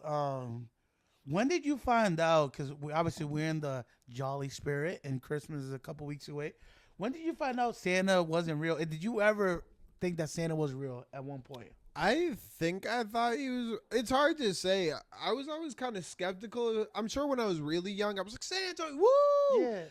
But I feel like I never remember like fully believing or forgetting, but I also found it weird that people always asked. Yeah. They're like, you believe in Santa, right? And I was like, well, like, why are you asking me if I believe? That's weird. Right. You're being sketchy. Right. This is where so I did believe in Santa. I'm not gonna pretend I didn't believe in Santa when I was a kid. I did believe in Santa. The thing that I did not like, which is kind of similar to you, it was when people would hit you with the, oh, you've been naughty or you've been a good boy this year. Yeah. Like, it'll be random people, not even my parents. It'd just be, I'll be at a Walmart buying a toy. And I'd be like, whoa, mister, have you been a good boy this year or you been on the naughty list? And I'm like, yo, why do you know this? And like, why are you asking these questions? So I started just putting everything together. Like, when someone's pushing something too much on you, it's most likely because it's fake. Yeah. You know, so I'm like, all right, like the act is a little bit too strong. You guys got to lay back a little bit. Like, let this shit come naturally. I'll play this little game that Santa's real, but like, you guys are pushing this Santa character way too much. And then, shout outs to all these Santa movies. When they started making, like, I think Tim Allen is the best Santa of all time. That's, for me, I think he plays the best Santa of all time. That's just my personal bias. But when they started making like different characters, I like the Big Show. The Big Show is my favorite Santa. I like when they Jingle All the Way. I like when they play different when they were playing different characters as Santa. I started kind of like, okay, this is weird. Like, I knew it was a movie, and I guess like the real Santa, I knew he was different from that. But then I was like, all right, this is a little strange. And then when I really found out that Santa wasn't real is when I was living in the projects and we didn't have no fucking chimney. I'm like, where is he coming through? Where is he going to drop off the gifts? Is he going to walk through the front door? Is he going to walk through the back door? We have no chimney. In every story, it talks about him coming down the chimney. That's the biggest thing. The chimney, the chimney, the chimney. Also, my grandparents, they played the part to a certain degree. They never left out cookies and milk for Santa. I remember going out like, we ain't got cookies for me. We got cookies for Santa. Like, this is whack. Where are the chocolate chip cookies? Where's the milk for Santa? Also, and shout out to the parents that go above and beyond. Like, there's like, I know this guy, one of my boys, he puts on like Santa boots and he gets like footprints on the floor, whatever, from like the outside. That's so it's pretty crazy. cool. Like, he takes like a bite of the cookie, like he drinks like the milk, like he does the whole thing, which is cool. Like, I think kids still need that because kids are growing up too fast. You still need to have an imagination, all that stuff. But my shit just didn't add up due to my circumstances. Like, I was living in the hood. I didn't have a chimney. We never put out cookies. There was never footprints and shit. And also, I remember walking into the closet one day where all the gifts were. Like, they were already wrapped the day before. I remember opening up the gift and my grandma, like, just sucked at hiding them. I was like, this is whack. Like, all the gifts are here. Like, this is trash. Like, Santa's high key not real. And it was, like, the whole, like, dilemma that I was just like, all right, I get it. Like, and then, obviously, when you get older in the internet, you start Googling shit. Yeah. Yo, where's the North Pole? And it's just like, bro, this shit is not real. Like, So I definitely believe, but I never had like a groundbreaking thing. Yeah. I just kind of put two and two together. But I do remember when I was young, like the leverage of being like, well, if you're a bad boy, you're not going to get any gifts. Yeah. But it would only happen around like November, you know what I mean? Yeah. It was never like a July thing. They will never mention that in like in May. And then I remember like Christmas would come and it'd be like, whew, I was a good boy this year. Yeah, absolutely. You got what you wanted. I was a good boy. Or I remember finding out Santa wasn't real, but I'll still play the game just so I could get the gift from like an aunt or some shit. Like the aunt will come out like, have you been a good boy this year? I'm like, I've been the bestest of boys. I've been the best boy. I'm the bestest of boys. I And feel I'm like as an adult, coal is actually a dope gift. Yeah. I'm like, oh, cool. I can make a fire. I can grill with this. I can use hookah. Colopia. Yeah, that's funny, man. But now, Yeah, I remember the whole Santa thing. It's crazy because now like some kids are like 6 and they already know Santa's not real. It's fucking wild. With the internet, they yeah, can the just chat internet ruined everything. GPT. Yeah, they've ruined everything. Like I remember talking to one of my nieces and I'm like, oh, you can't wait for Santa to give you a gift. She's like, Theo, Santa's not real. And I'm like, what you mean Santa's not real? And I had to like pretend and shit. She's like, and then my sister was like, she knows. And I was like, she's fucking like 6 years old. Like, what does she know? Why does she know? Why? You know, but it's just like they find out. Like, or other kids would be like assholes and ruin it. They'll be in class. They'll be like, Santa's not real. Nah, They'll be out here dry snitching. that is a cool kid thing to do. Yo, To be like, ruin it nah, for others? Santa's not even real though. Yeah, like ruin it for others. Like I remember, like going back to the wrestling show we talked a couple episodes ago. I remember to this day when I found out wrestling wasn't real. They were all hanging together in the plane. But I still remember going to school and I still wanted it to be real. And I'm like, oh yeah, no, it's definitely real. They're like, bro, you know wrestling's not real. And I'm like, you're not real. Like I'm so fucking pissed. Like, Well, the thing about wrestling for me was like the proof was in the pudding. oh 'cause yeah, it was you in can the watch pudding. It was wrestling. all over the pudding, yeah. You can like watch the wrestling, and you're like, nah, they're connecting. Yeah. You guys are fools. I'm not. They The were fool. connected like soft porn was connected. Yeah, They were and then Hogan Knows Best like comes on. I'm like, all right, this might be. I'm like, fake. this guy's an alcoholic. He's like borderline racist. I'm like, also, why does he keep calling me brother? Yeah. Yo, the beep. The beef when he's crying, he said, when you tell Hulk Hogan you can't call people brother no more. Yo, I love those. Yo, if I ever meet Hulk Hogan, you Oh, better yeah. call me brother. Yo, That should be lit. All right, so what else I got here? All right. Yo, best Christmas song. I like, mean, like when it's on, you kind of get the Carlton Banks like Tom Jones dance, like Mariah Carey. All I want for Christmas. all I want is for you. Christmas. That It's a one hater. is- That one's a hater. I feel like that's like Yeah. number one. There's one. Which one? How does it go? I like Jingle Bell, Jingle Bell Rocks. I like that one because I remember that was like a staple. Rock the night away. Like that one because it was like a staple in the Home Alone. I think it was Home Alone 2. Yeah. When he has like he's playing in like New York City, like or the shower scene when he's playing that, whatever. Yeah. Like, so I really like that one, but the Mariah Carey one, like, I like the Rudolph remix. oh yeah, It's like that with his underpants. yeah, that one's good. That one's good. They have a couple bangers. Christmas time in Dallas, Queens. Oh, It's Run DMC. It's Yeah, yeah. also Gucci Mane. How many Christmas albums he has? He's like 7 Christmas Yeah, albums. 7 Christmas albums. You should go check them out. All right, let me see what else I got here. Best Christmas movie. Jingle All the Way. Jingle All the Way. That was a good one. That's my favorite. I like high Home key. Alone. Home Alone. That's Give me the so- Home Alone. Home Home Alone 1 Alone's and dope. 2. I mean, give me. I like Home Alone 2 because I like the New York City one because it's like a little. I feel like the first one they talk about Christmas, but it was more just him being left alone in his crib. This one, he's in New York. They show like the big tree. They got the pigeon lady. They that's, got like, a by budget. herself. Yeah, they got a toy store that they talk about. Like, you know, I like the Home Alone 2, so I think that would be my favorite. I also like the Jack Frost movie I've with never this dude seen that plays that. Batman. I forget, that one's good. Did you ever see there's this thing on Netflix, it's called like the movies that made us, but they have one and it like covers Home Alone. Yeah. So basically like they talk about like how the set was designed and everything. So if you watch Home Alone 1, the house is rebuilt in a school gym. So like all the interior, like all that shit, it's Yeah. literally just like taking place in a school gym. Oh, shoot. And then if you look at like all of the like details, like the furniture and shit, everything's either green or red. Oh, shoot. It's just like a cool like behind the scenes Yeah, like yeah, that's movie. cool. Yeah. And you know, talking about behind the scenes, so I saw something. It's crazy that you mentioned that. You know how that movie Wicked just came out? It's kind of like a remake to The Wizard of Oz. Ariana Grande, whatever. It's been like a play forever. Yeah. But they like, I don't know. They've been talking about it this year really since the movie came out and stuff like that. So The Wizard of Oz, I was watching something again. We're going down the TikTok conspiracy theory rabbit hole, and a lot of his shit is factual because I like looked it up. But they were saying The Wizard of Oz, it was kind of like a cursed movie in the sense that like I guess the Wicked Witch from the West, whatever, the paint that they used on her skin ended up causing her some type of like skin medical problem that she had to deal with. The Tin Man, She was just like a huge Lakers fan, so being green that long, just like like I'm melting. No, the Tin Man, I guess the the costume that they used, there was some issues that it messed up his skin that he was dealing. I think he like died from complications of that. The dude that was wearing the lion suit, I guess he like overheated a couple times wearing that suit because it was really warm. The suit, I guess like the little dwarves, like one of them, they were getting mistreated on set, and like there's like rumors that one of them committed suicide, but you can see one of them hanging in one of like the Wizard of Oz scenes. But then on the remake video, they took that whatever was hanging, they took that part out. So I guess they called it was an accident that one of them fell and like hung himself, but then they were saying that one committed suicide on set.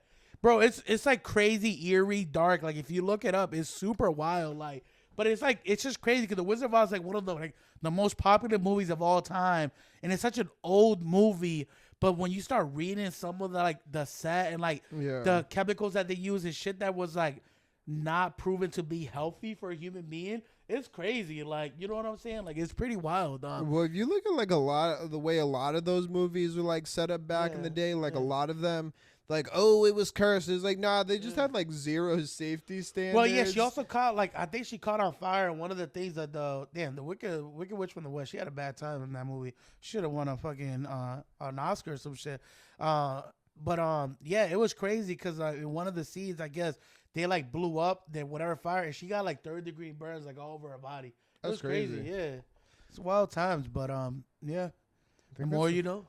First movie that was in color. Might have been, yeah. But yeah, I was never really like a fan of The Wizard of Oz. I wasn't a fan. I remember they used to play that. They used to play so much on TV, and they would play so much. And like I watched it. Like I'm not gonna I thought it was like dated though. It was kind of corny. But it was like weird. Like I just didn't like the Scarecrow guy. Not Daddy. Like, you ever see The Wiz? Not Daddy. The Wiz? Yeah. I think so. It was like a black remake. So like Michael Jackson was like the I think he was like the Scarecrow. Nipsey Russell was like the Tin Man. That's why I emphasized.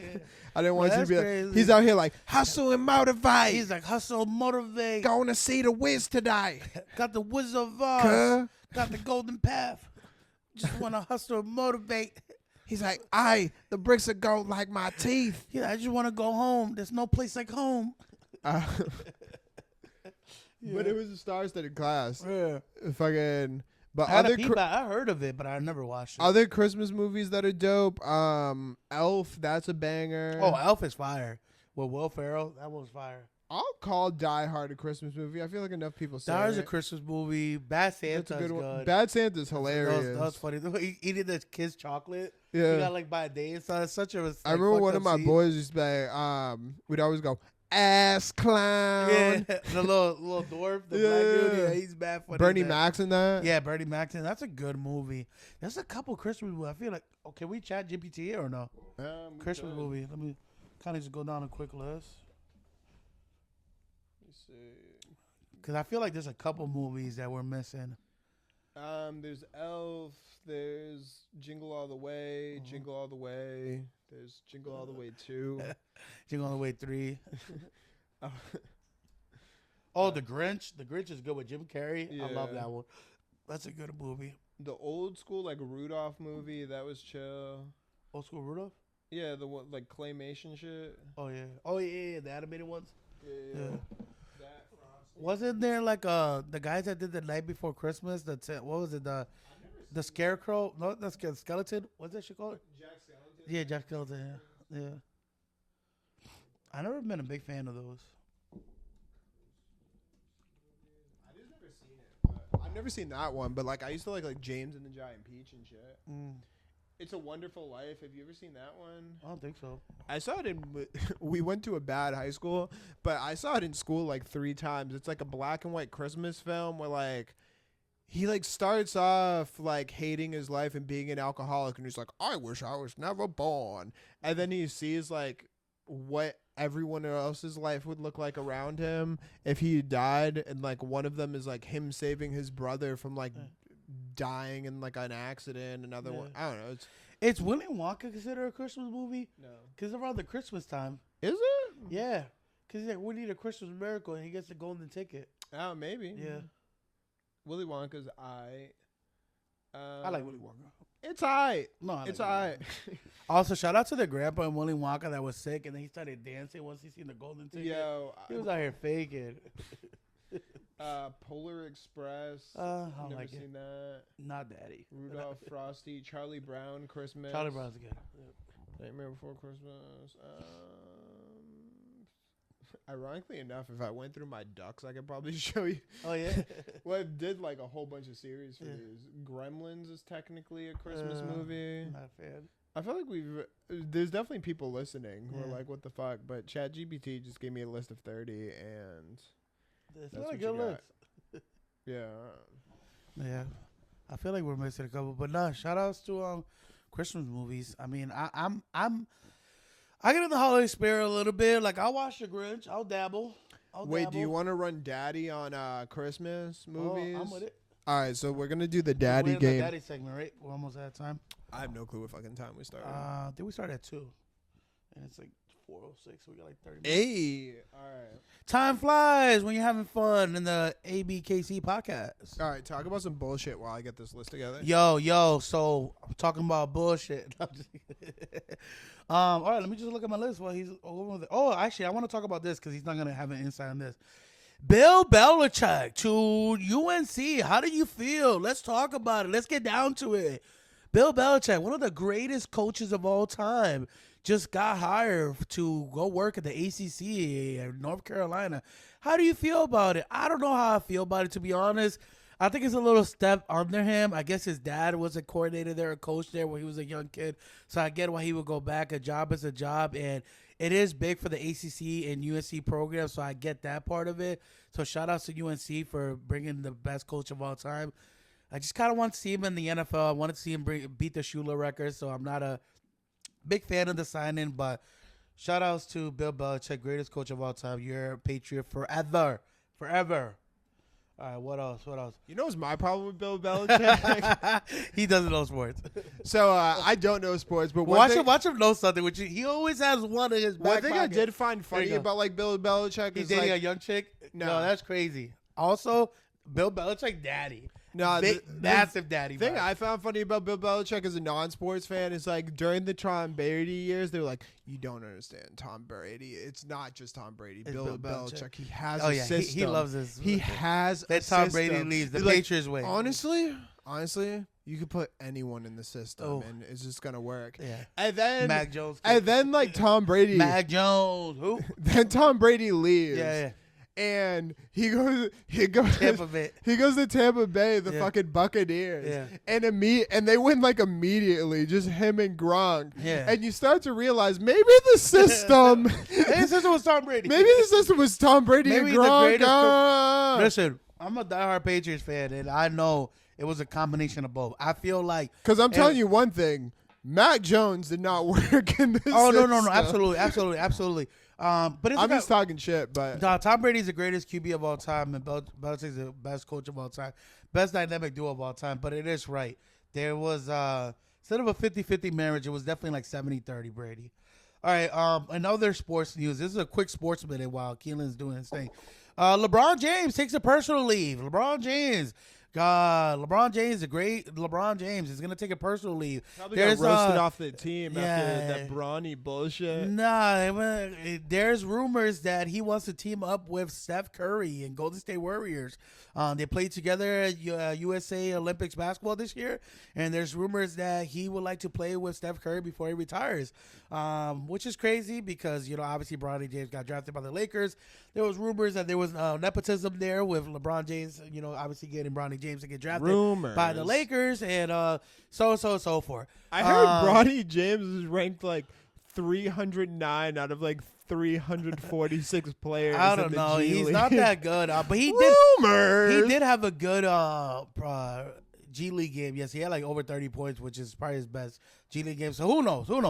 I don't care about any of that. I just care more about LeBron James' legacy. He's at that point now where he got drafted by Cleveland. He went to Miami. He went back to Cleveland. He went to the Lakers. Now, if he goes to Golden State Warriors, he's kind of like Shaq. Kind of like Shaq towards the end of his career, where Shaq just starts joining all these teams, and it just makes it look bad for his legacy. Also, Kobe would never do that, and I also think Jordan's the greatest of all time. I like LeBron James, but Jordan's GOAT. Kobe's my favorite player. LeBron James third. Anyways, in other news, what do we have here? Let me see. Jay-Z allegations. Jay-Z just got alleged to be in he was in this case with P. Diddy where allegedly he raped a 13-year-old girl, Jay-Z, Hove. He looks like he has more than 99 problems after this one. Maybe 100 problems, Jay-Z. Jay-Z, as you know, he is partnered with the NFL. He's part of the entertainment committee, you want to say. He's part of, picking who's hosting the Super Bowl and so forth. I love Jay-Z. I love Hove, but it's not looking good for you, Jay-Z. Maybe you should stop doing some Lion King movies and start focusing on that other shit. But yeah, shout out to Jay-Z. Shout outs to allegations. Let's see what happens. I think P. Diddy is gonna go down with the whole boat. You know how the captain goes down with the boat? P. Diddy is gonna bring everyone with him. There's gonna be a lot of surprises, folks. Sit back, enjoy this ride. Maybe someone that you thought was your role model growing up, maybe a favorite actor that you had. Who knows? In the freak offs, in the Epstein list, Elon Musk is going to release this list. He's going to push to release the Epstein list. He's going to push on that. There's going to be a lot of people that are going to be there. They're going to be like, ew. You're going to be like, ew. Yeah, shout out to Stephen Hawking. It's going to fuck up a lot of Stephen Hawking is wild. It's going to fuck up a lot of childhood. It's going to mess up a lot of the way that you see things for what they are, but the truth is in the pudding. It's coming out. Cat Williams called it. This is the year of the truth. The year of the truth, said Cat Williams. So, yep. So there's that. And I am. Yo, on a side note, did you listen to Tyler the Creator's album at all? No, we talked about that last time. Did we? Yeah. We talked about Chromacopia? Yeah. I don't think we did. We could talk about it again, but I'm pretty sure we did. I don't think we talked about Chromacopia. We talked about how he always adapts to like different, part of the album, persona that he's perspective. So we talked about his marketing. We didn't talk about the actual album. Let's talk about it. The album's dope though. So I gave it a listen, and I'm not like the hugest like. What are you giving out of 10? I don't do 10 ratings. Oh, 5? But just kidding here, the ABKC podcast. Overall, I think it's like a really good album. But also, I'm not like a huge Tyler fan. Like I listen to like a little bit like here and there. Right. And this one's like really cool because one, it has like the most important thing for me in an album, which is like cohesiveness. Right. So basically, like when you listen to the beginning and the last song, like everything through it sounds like it belongs. Right.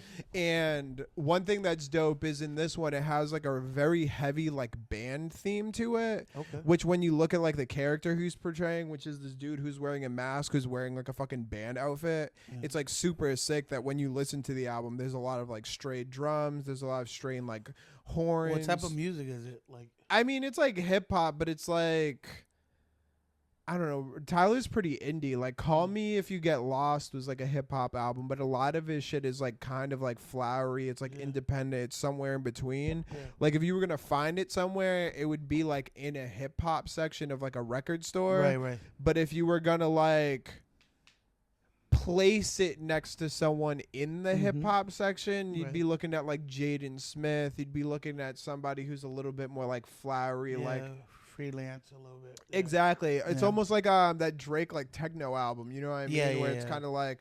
Yeah. But in this one, category of his own, he has that like band theme throughout it, which is like really cool. And then he also has like some pretty cool, dope features. But like the features are so like understated. Yeah. So like he has one song that features like Glorilla, Sexy Red. Glorilla's on the up and up, Lil man. I like Wayne, her a lot. And I like her as a female rapper. All three of them, like they come in from maybe 4 bars and then it goes back to the song. Okay. So you know how like sometimes it doesn't take away from the song. Yeah. Exactly. Yeah. Like it really like builds on it. It's like a hype song. Yeah. So them hopping in like feels appropriate. A little Salt Bay, a little sprinkle. Opposed to like, I'm not gonna name a song, but like there's plenty of songs where like somebody releases an album, they get a feature, and Drake did this. Drake did this to a bunch of people where it was like, oh, this isn't even their song. This is like Drake's song, like Look Alive or like Yes Indeed or something. You know what I mean? It takes away too much, it overpowers that. Exactly. Yeah. Opposed to like Sicko Mode where like it's so balanced. Yep. But like I feel like I don't know, the entire album's just like very. How many tracks roughly is it? Like, if I had to, like more than 10? if I had to guess, I'd say probably like 12. But Okay, no, because I've definitely noticed now a lot of these new albums. I've seen albums with only like 8 tracks, yeah, and then I've seen albums with like 27 tracks. Like it's crazy. Like Chris Brown albums are always like over 20 plus.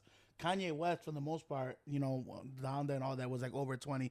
But then a lot of these Kanye's all over the yeah, place. and then like some of these others. But he also had that He had the 7s that he was releasing. Yeah, what was that album that he did that he's like today I thought about killing you. I love you more than I do. But, I forget the name. But of that it, one only had like 7 tracks. Yeah. Like so, it's like weird. It's like all over the place. But no, it's interesting like how certain artists release music now. Like some of them will have.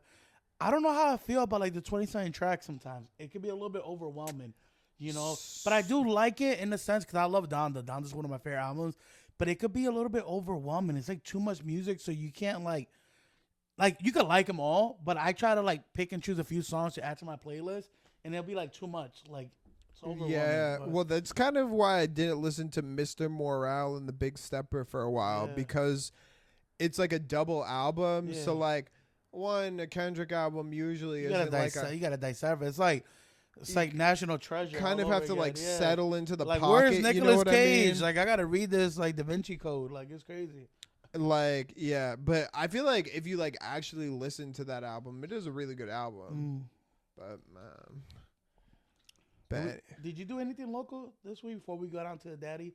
Anything local you want to give a shout out? I didn't do shit this week. Yeah, me neither. So there's that. Come on next week for more local news in our local town of Worcester. Went to Market Basket. Hey, he does that every week. I do, yeah. So we're ready for this daddy segment. We're gonna fly through these, nice and easy. Daddy time. It's daddy time. It's daddy time. You can say daddy's home, home for me. All right. So if you don't know it, just let me know. So George Bailey, It's a Wonderful Life. You don't know that one. We already talked about it. But I would say George Bailey is daddy. Being like an ex-veteran. I'm just going to start looking these up, too, because I got to start looking in the photos.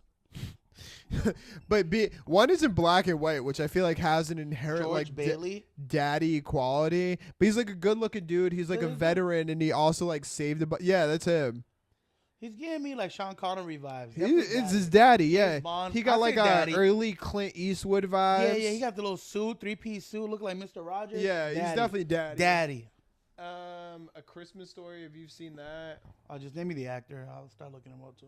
Ralphie Parker, Peter Billingsley. Is that his whole name? No, well, Ralphie Parker is the person. Let's just start with the ones you've seen because this is going to be trash for our listeners. Ralphie Parker's this little kid? Yeah. Not daddy. Look at that suit, though. Nah, it's not daddy. It gives me Malcolm in the Middle vibes. All right, just let me know the ones you know. Clark Griswold from National Lampoon's Christmas Vacation. That's Chevy Chase. I'd say as a whole, Chevy Chase is daddy. This is going great. Clark, I'm just going to look these up. Oh, no, he's daddy. He's daddy. Clark also, not for nothing. He gives me Tim Allen vibes. He's so daddy. not for nothing. I ended up like drawing him as like one of the ducks. So Yeah, I ended up having.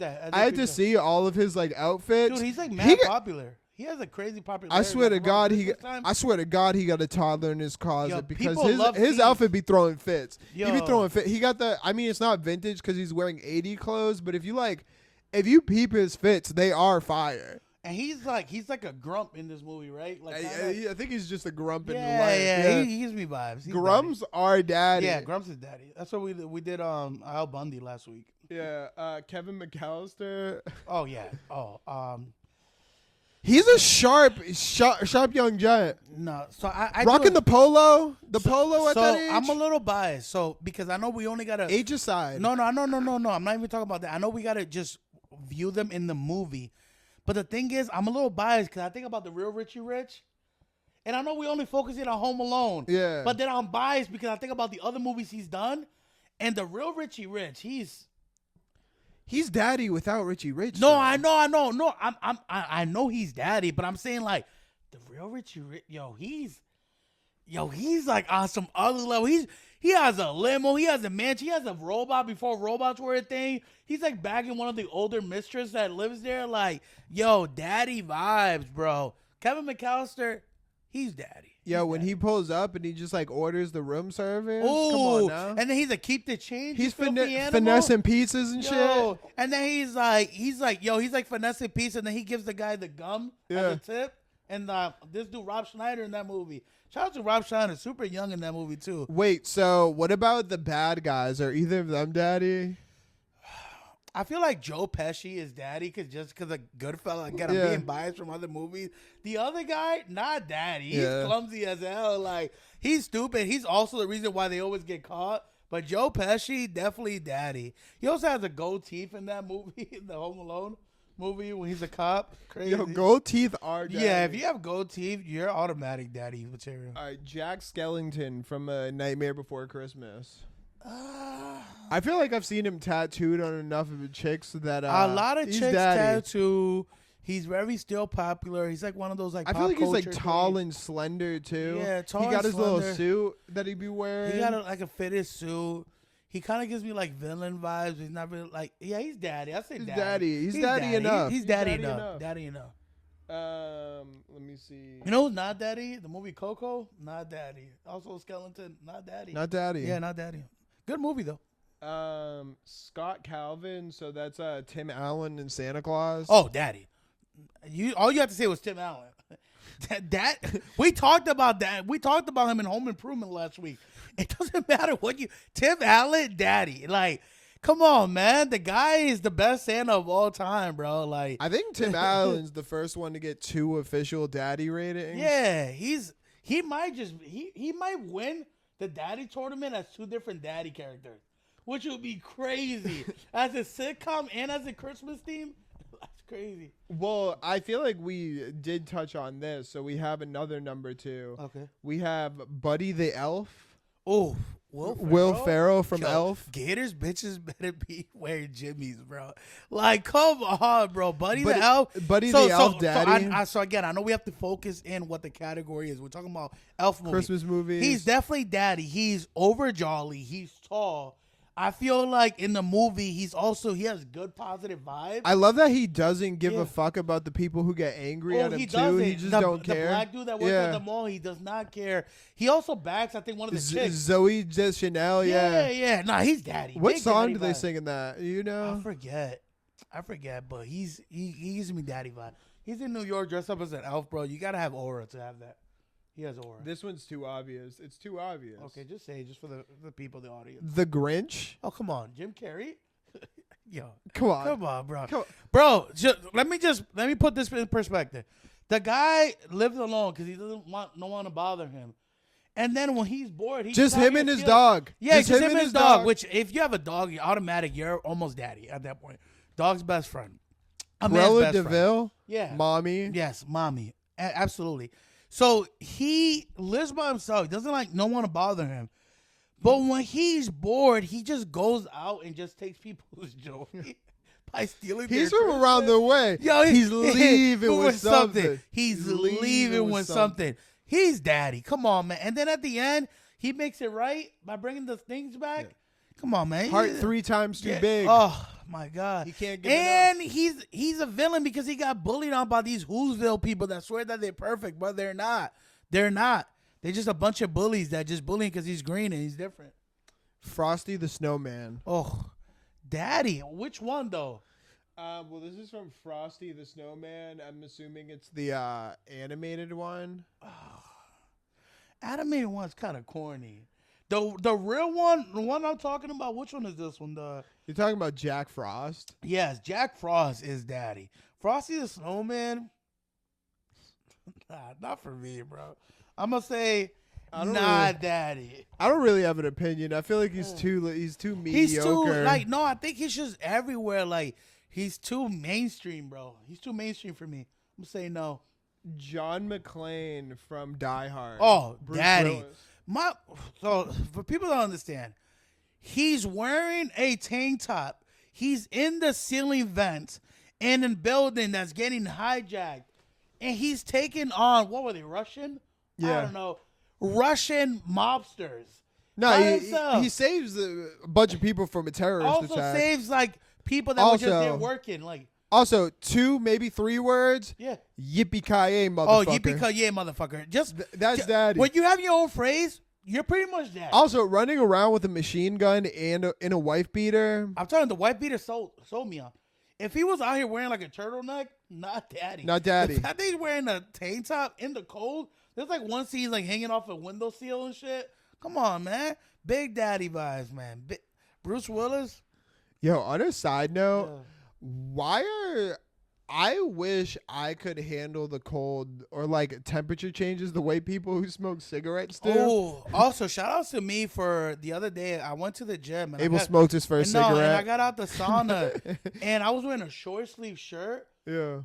Bro, I almost passed out outside. It was windy. It was like that windy cold weather. Yeah. And I just came out somewhere that was warm. Bro, I had to run to my car, bro. I'm like, all right, maybe I should start wearing hoodies to the gym. I just don't wear hoodies to the gym. You know me. I'm always wearing a long sleeve shirt or a short sleeve. Like today, I was out here like this. And I was Oh, cold. no, I haven't been to the Y in a minute. Oh, we get it. You have a new gym now. I remember one time I was in the Y sauna, and you know how it's like 2 platforms? Yeah. So like before I left, I like did a squat like on the lower platform, and I was just kind of like fucking with my posture. So I was like, all right, it's time to get up. I got up, bro, and I had to sit back down. My fucking vision was like, boop, boop, boop. You know what happened to me? I never told you this story, but I was You in passed out in the sauna? No, I was with the sauna with my Someone boy. beat your meeting during November. I was that was crazy. I was in the You're like, sauna. "Ah, I'm like, stop it. Yo, I was in the sauna and I was getting out and I had dapped on my boy and I dapped on some other dude that was talking to me. And when I went to go step on the last, I slid back and landed on my back on the floor. Damn. Bro. And everyone was like, my boys were like, yo, bro, you good? You good? I was like, nah, bro, I'm good. But I was like such in a shock. But I definitely like felt it. Like when I went up the stairs, I was like, damn, my back is like fucked up. Yeah. Dude, I like slip. You know how they slip in the cartoons? And they just like in Home Alone, when he walks in and he just like slips. Motherfucker and, like, had cuckoo birds yeah, around I'm his like, head and shit. cuckoo. I was like this. I was just looking at butt-ass naked old man. Just Nigga had walking the around one my bump head. with no hair on it. Yeah, it was crazy. Like it pushed my head up. Nah, bro, I was literally like to a point that I was like, yo, I think I was more disgusted of all the wet shit that was on the floor. Yeah. All those ass juice and like leg juice that was on the floor. I was in the puddle. I was like, this is gross. My whole back was wet. Disgusting. Worst place to fall. You think jail is bad to fall? Drop the soap? Try to fall in the sauna. You'll learn something. All right. So next is Willie Soaks, Bad Santa, Billy Bob Thornton. Come on, man. We talked about this. Aura. Guy works at the mall, smokes cigarettes, doesn't care about shit about no one thing. Also, he has a plot to rob the mall, and he's like being a freeloader at a kid's home when his parents are not home. Yo, Come on, Thurman like, Merman. Yo, massive daddy vibes. Massive daddy. Also the butt fucking, he bags. Bro, he's like ultimate Santa, bro.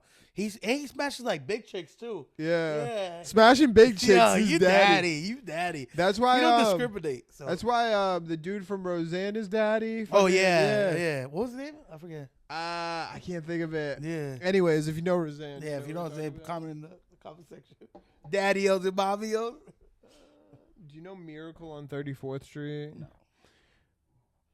This one's a given. Howard Langston, Jingle All the Way. Oh. Arnold Schwarzenegger. Come on, Daddy, the Turbo Man. Gotta get the last Turbo Man. Yo, my favorite part of that movie is at the end. So they do. It's not a loophole. I do Sinbad. Isn't that movie? It's crazy. But it's not a loophole because right before he puts on this suit, they go, oh, we have to make sure he has the voice changer. Yeah. But there's one scene at the end where like he picks up his son and he's like, Jamie, I have to tell you something. Yeah. I am your father. Yeah. And she's like, Dad, is that you? Yeah. And like, it would be a plot hole if they didn't just throw it in real last minute. There's like, we need the voice changer. Yeah, that is smart on their end. Nah, that movie was dope. I remember I wanted a Turbo Man when I was a kid. I still want a Turbo Man. Like, that shit looks pretty cool. And then they had the They other one re-released them the like green guy that no one wanted. Yeah. What was the villain? Nobody wanted Booster. Yeah, Booster. Yep. But the villain was Dementor. Yeah. But I remember he like gets Booster in the Yeah. thing. He's like, nobody wants Yeah, Booster. Yeah, it's crazy because it goes to tell you in real life, like some of these Christmases, we talk about every Christmas. There's like a toy that sells out that's like really popular that people like reselling shit every year, whatever it is. Like I remember the Hatchables, like whatever it was, like there's every fucking year, bro. So wait, so is he daddy? Oh yeah, Massive Daddy. That's easy. That's an easy one. Here's another one, Sinbad. I'm saying Sinbad's daddy. I'm saying Sinbad is dad, and again, I'm being biased because that genie movie he did, like that people think that didn't happen. It's not a real movie. It is a real movie, bro. I've seen it, bro. He's a genie in one of the movies. So yeah, I'm gonna say daddy. I'm saying I feel like both of them are kind of the same guy, just coming from different angles. Yeah, you know what I mean? They're both looking for a toy for their kids. It's like the ultimate show off between two daddies. Plus, he works for the postal service. Oh yeah, which you gotta have daddy. That's daddy. Wearing shorts. Postal workers. Daddy. Yeah, daddy. They work hard, man. We appreciate daddies that work hard. There's a jingle all the way too. What the fuck? That's crazy. Not daddy. Probably not daddy. Yeah. Wait, let me see. We already did this. Harry Lime, the mayor of Whoville. Not daddy. I hate that dude. That's the one that messed with the Grinch. He took his girl when he was younger. Mickey Rooney. Oh, it's fine to be stood in a one horse open sleigh. I think that's all the ones I know. And yeah, that's the daddy segment. Hell yeah. Well, that was the daddy segment. Let us know in the comment section if we got any of those daddies wrong or right. There might be people, some daddios out there or mommios that might be like, you know what? You guys are wrong. You guys are wrong. Some of these guys are not daddies. Is Rudolph the Red-Nosed Reindeer daddy? Yes, because he got bullied. Is it a she or he? That's a real question. I think it's a he. I'm assuming it's a he. Hey, it's gender neutral. Gender neutral. It's a thing. But no, shout outs to Rudolph the Red-Nosed because he was bullied. His name's Rudolph. Yeah, Rudolph is high key a dude name. That could be a girl's name. It's a daddy name. Anyway, so whatever it was, it's a goddamn reindeer. Fuck that. It's a reindeer. So the reindeer was getting bullied, and it came through on the biggest night of the year. Because if it wasn't for the reindeer's nose, if it wasn't for Rudolph and his nose, no one gets Christmas. Everyone gets colds, and you're on the naughty list. So plus, shout out to him for being the only Christmas entity with a remix. Absolutely. Rudolph the Red-Nosed Reindeer is Gucci Mane daddy. Oh yeah, AKA East Atlanta Santa. Oh yes, East Atlanta Santa, Gucci Mane daddy. You know who's not daddy? The clone that came out of jail. I'm just kidding. Oh, I just want to say this quickly. Talking about clones, the Jamie Foxx special on Netflix, dope. If you haven't seen it, please go see it. He finally talks about what happens to him. There was rumors, Cat Williams, he's like a mystery illness. Like he talks about all that. Like it's a really good document. It's like a special, or whatever you want to call it, show, whatever.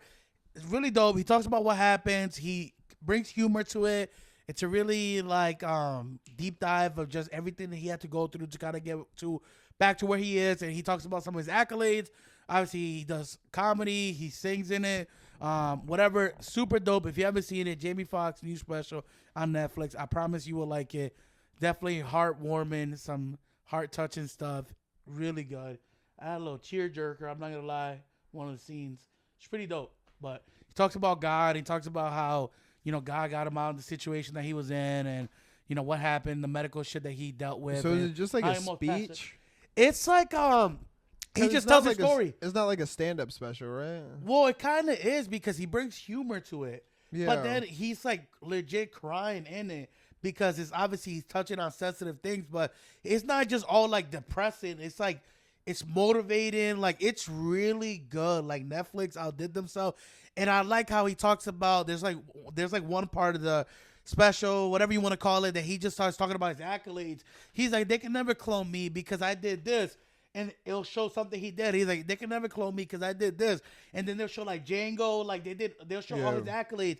And it's super dope because you forget how talented Jamie Foxx is. Like, it talks about like the song he did with Kanye, Gold Digger, the other song he did with him. Like, it's dope. It's super dope. And yeah, man, it's really good. you know, if you want some spiritual uplifting or some motivational stuff or whatever it is, it's really good. But go peep it out, Jamie Foxx. We love y'all here. If you ever want to be in the podcast, we would love to. Jamie Foxx would be a fire one. Yo, I would love to have Jamie Foxx in the podcast, bro. He's literally one of my favorites of all time. He could do everything.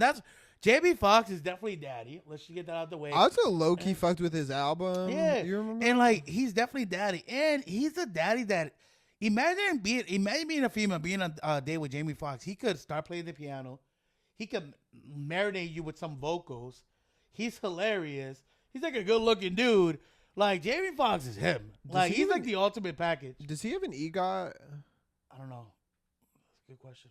I'm not going to Google it. Yeah, Alexa, does Jamie Foxx have an EGOT? From blackenterprise.com. Jamie Foxx appears to be on the mend after suffering an undisclosed... Alexa, stop. Damn, this just got mad dark. What the hell's going on? Yo, not for nothing. Yo, Alexa? Not for nothing. Mommy. Alexa's dope when, like, you want, like, a song or something, like, very you want anything specific. specific? When you want information, bro. Yeah, she be like, she plays like she don't know anything. If she was at that McDonald's when Luigi was there, she would have been like, who's Luigi? Because she's not dry snitching. That's one thing about Alexa. She's not dry snitching. She doesn't want to take any of the She will credit remind either. you what time you need to eat your meals, when you got to take your pills, if you got an appointment. One thing about Alexa, she's not dry snitching. She's just not out there. Super cool device. Shout out Amazon, Jeff Bezos. Dog, I've been everything, getting so pissed off at a robot that only responds there's to nothing its name. worse. There's nothing worse than asking Alexa for like to remind you of a time. And then while she's reminding you, you get aggravated. Has that ever happened to you? Where you're like, Alexa, set a reminder for like 10 a.m. And she'll be setting it. And then you'll be like, stop. As soon as she goes off, you're like, Alexa, shut off. Alexa, shut the fuck up. Alexa, stop. Yeah, Stop. Stop. But it's like you needed her, but when you got your satisfaction, no longer need her. Like, Well, the thing, too, is, like, she never gives, like, simple answers. So, like, Yeah. I've been using her a lot for, like, cooking. I just want a yes or no. I've been using, like, a meat thermometer, but, like, I don't know when, like, medium rare is. Right. So I'll ask her, and she'd be like, according to culinary, According to meats.com. steaks Call 'em are bro. delicious. And she'll go off for 5 minutes. She'll be like, oh, And she by the won't way, even it's answer it 145. because she's not dry snitching, bro. She's Yo, not. she she's needs to start. You know who dry snitch? Axe Jeeves. You remember him? Jeeves was a snitch. You can ask Jeeves anything. That's why he disappeared. He's in witness protection. He was Yeah. out here dry snitching like a motherfucking dog. Axe Jeeves was lit. If you know, you know. Do you remember, like, the OG Siri? Oh, geez, nah. Siri now is trash, but when Oh, they yeah, first because came out with she was out here Siri, saying you'd be too like, much. hey Siri, where can I hide a body? And she'd like give you like a Location direction and to shit. like the dump. Yeah. You'd be like, hey, Siri, what's in Area 51? She's like, Area 51's full of Yeah. aliens. I remember you could get her to say all kinds of stuff. Now she ain't trying to get canceled. Yeah, nah, it's right. Remember when you used to act like Alexa or like Siri for like racist jokes? Yeah. They're tame now. They don't even say them anymore. Not that I asked for racist jokes. I don't know if they I ever don't did that. Maybe you can Not that I know. Nah, I can't. I just heard rumors. Some people like a little. Now they only do fart noises. That's all they do. Just fart noises, which are pretty funny. I like me a good fart noise. But Good fart noise is funny. remember when you did fart noises for your dad? Oh He was in yeah, the room and you would just play a compilation of fart noises. I be doing that shit. Yeah. It's one thing that is low key annoying is trying to like have like an older person use Alexa. Oh yeah, cause they would try to have a full conversation with them. Yeah. like they'll ask them a question, they'll look and respond, and they'll be like, "Thank you, Alexa," and then Alexa never says you're welcome, so they're like, "Yo, this bitch is kind of rude." My dad's It's like too. not a real person. My dad's too smooth for it, but he can never like remember its name. Also, your dad is low key a pimp. I saw him trying to take out Alexa to a date. Yeah. he be bugging. Nah, He's he- like, Alexa, what are we doing tonight? She'd be like, He brought it to Peppercorns last week Nah, on a that's silver good. platter. and an extension cord? That's wild. Out here looking like Plankton from the chum bucket. Yeah. Yo, that's Nah, wild, but he man. can never remember a name. He'd be like, "What's it? Electra?" He's like Electra. He's like Alexander. He'd be like, "Hey, baby." I'm like, "You have to say Alexa Yo. first." He's like, "Alexa, baby." I'm like, Nah, one day I saw him arguing with Alexa. I was like, yo, you ain't gotta talk to him, bro. "Do your grandparents even try?" Nah, my grandma's tried before. Like, it's worked here, but she says the answer in English, so my grandma doesn't understand. So my grandma would just say, Ain't no need to argue. Grandma just don't understand. My grandma also loves the movie Grease, so she'll be like, Alexa, play Grease, and she'll play like Grease songs for her and shit. So, boom. Summer loving, have me a blast. No, I completely. John Travolta, daddy. I just want to throw that. No, he is daddy. A little bonus in Vincent Vega, Oh, daddy. yo, come on now. I remember. What the fuck was I gonna say? I forgot. It was important. It was important.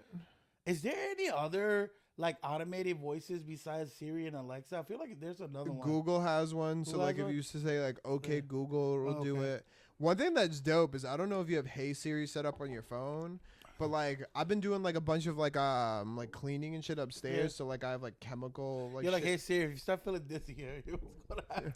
Well, Motherfucker out here smelling like toxins and shit. well, someone Looking came like that character from Mortal Kombat when they're about to get knocked out. Well, so I was up there. So like I was using like bleach. I was like spraying, cleaning a bunch of shit. So like, and I was like going at it. Yeah. But anyways, I have on like a gas mask when I'm doing, so I can't really like smell anything except for my own breath. Yeah. P.U. No, How you like Pepper Le Pew? but someone came up and they was like, "Yo, like I'm getting dizzy from the fumes." Yeah, And no, I you could definitely get dizzy from them shit. Yeah. Yeah, you don't have to smell them. Them shit could penetrate your skin other ways. Nah, I was straight, but fucking Just passed out like this. nigga, I'd be Yo, sad. that's what I'm telling you. You gotta crack a window, bro, because them shits is dangerous, bro. Yo, getting high off like fumes, like toxic fumes. Nah, I was Fuck chilling. out here turns to a mutant and shit. But also, one thing you do have to remember as an adult is you can't mix bleach in the other one. You know what I'm talking about? My grandma used to make a whole contraction. She used to put Fabuloso and Pine Nuts all together. Yeah. That shit was bomb. That shit used to like, yo, you walk in there, your Spanish household, they're cleaning. It's like a Sunday morning, and all you hear is suavemente. Yo quiero ese título, and it smells like Fabuloso. They're cooking at 11 a.m. You're like, yo, what is going on here? It's like mopping the floors and shit. Like, Dog, yo. I remember in college I was dating a Dominican chick and I like pulled up to her. She lived right next to me. Right. But I like went to her room and she just like blasted Spanish music. And no lie, she was cleaning in pajamas and heels. You. Yeah. That's nasty. I believe it. I'm not joking though. She was like, but she's dancing with the broom and shit. yeah, dancing with the broom. Like, she had heels and pajamas it's a on. I was like, vibe, what bro. is this? She It's was a like, vibe. yo, she's like, you wouldn't understand. Nah, it's a vibe. She also put me onto Brugal. Oh, Brugal is fire, man. Remember she used to mix that with Monster? I had Brugal once, bro. That shit is only a rum spice. It's so good. Yo, she looked me in the eye and she goes, if you drink Brugal, you're either fucking or fighting. And I was like... He's like, well, I've done all my fighting. I hit her with an ill two-piece. He's like, all right, now we're fucking. I was like, left, right, hook. Son. Nah, Brugal is fire. I had. They have like Brugal here, but then there's people that were like sneaking men from DR in their suitcase and shit. Like she had the shit with the net on it. Oh like, yeah. Did it have like the wooden piece in it? I think so. Yeah, those like the clavos, those are good. Yeah. That was bad. Shout out to DR. It's the Itchy and Scratchy Show. No, it's not. It's the AB and KC podcast. Yeah. And fuck Itchy and Scratchy. But yeah. Now Daddy. Crusty. Yeah. Crusty definitely daddy. Daddy. That's Itchy daddy. definitely not daddy. But yeah. Do you have anything else? No, I think that's game. That's game. Well, thank you for coming. Thank you for enjoying. Hopefully you watched it. Hopefully you learned new things. Hopefully you learn about dating apps, about daddies, not daddies, about Christmas musics, Christmas movies. What else we talked about? Tyler the Creator album. We talked about it. This is why this podcast is number one. I'm not gonna lie. This is why this podcast is number one. You never know what we're pretty gonna obvious. talk about. It's There's pretty no obvious. setup. We don't have a Jamie back there. We don't have it. It's just two guys. Just two guys. Sharing with their stories and their personal experiences. It's a vibe. It's a vibe. Am I disappearing or are you disappearing this week? I could disappear. Damn, this guy disappeared without me. I guess I'll leave too.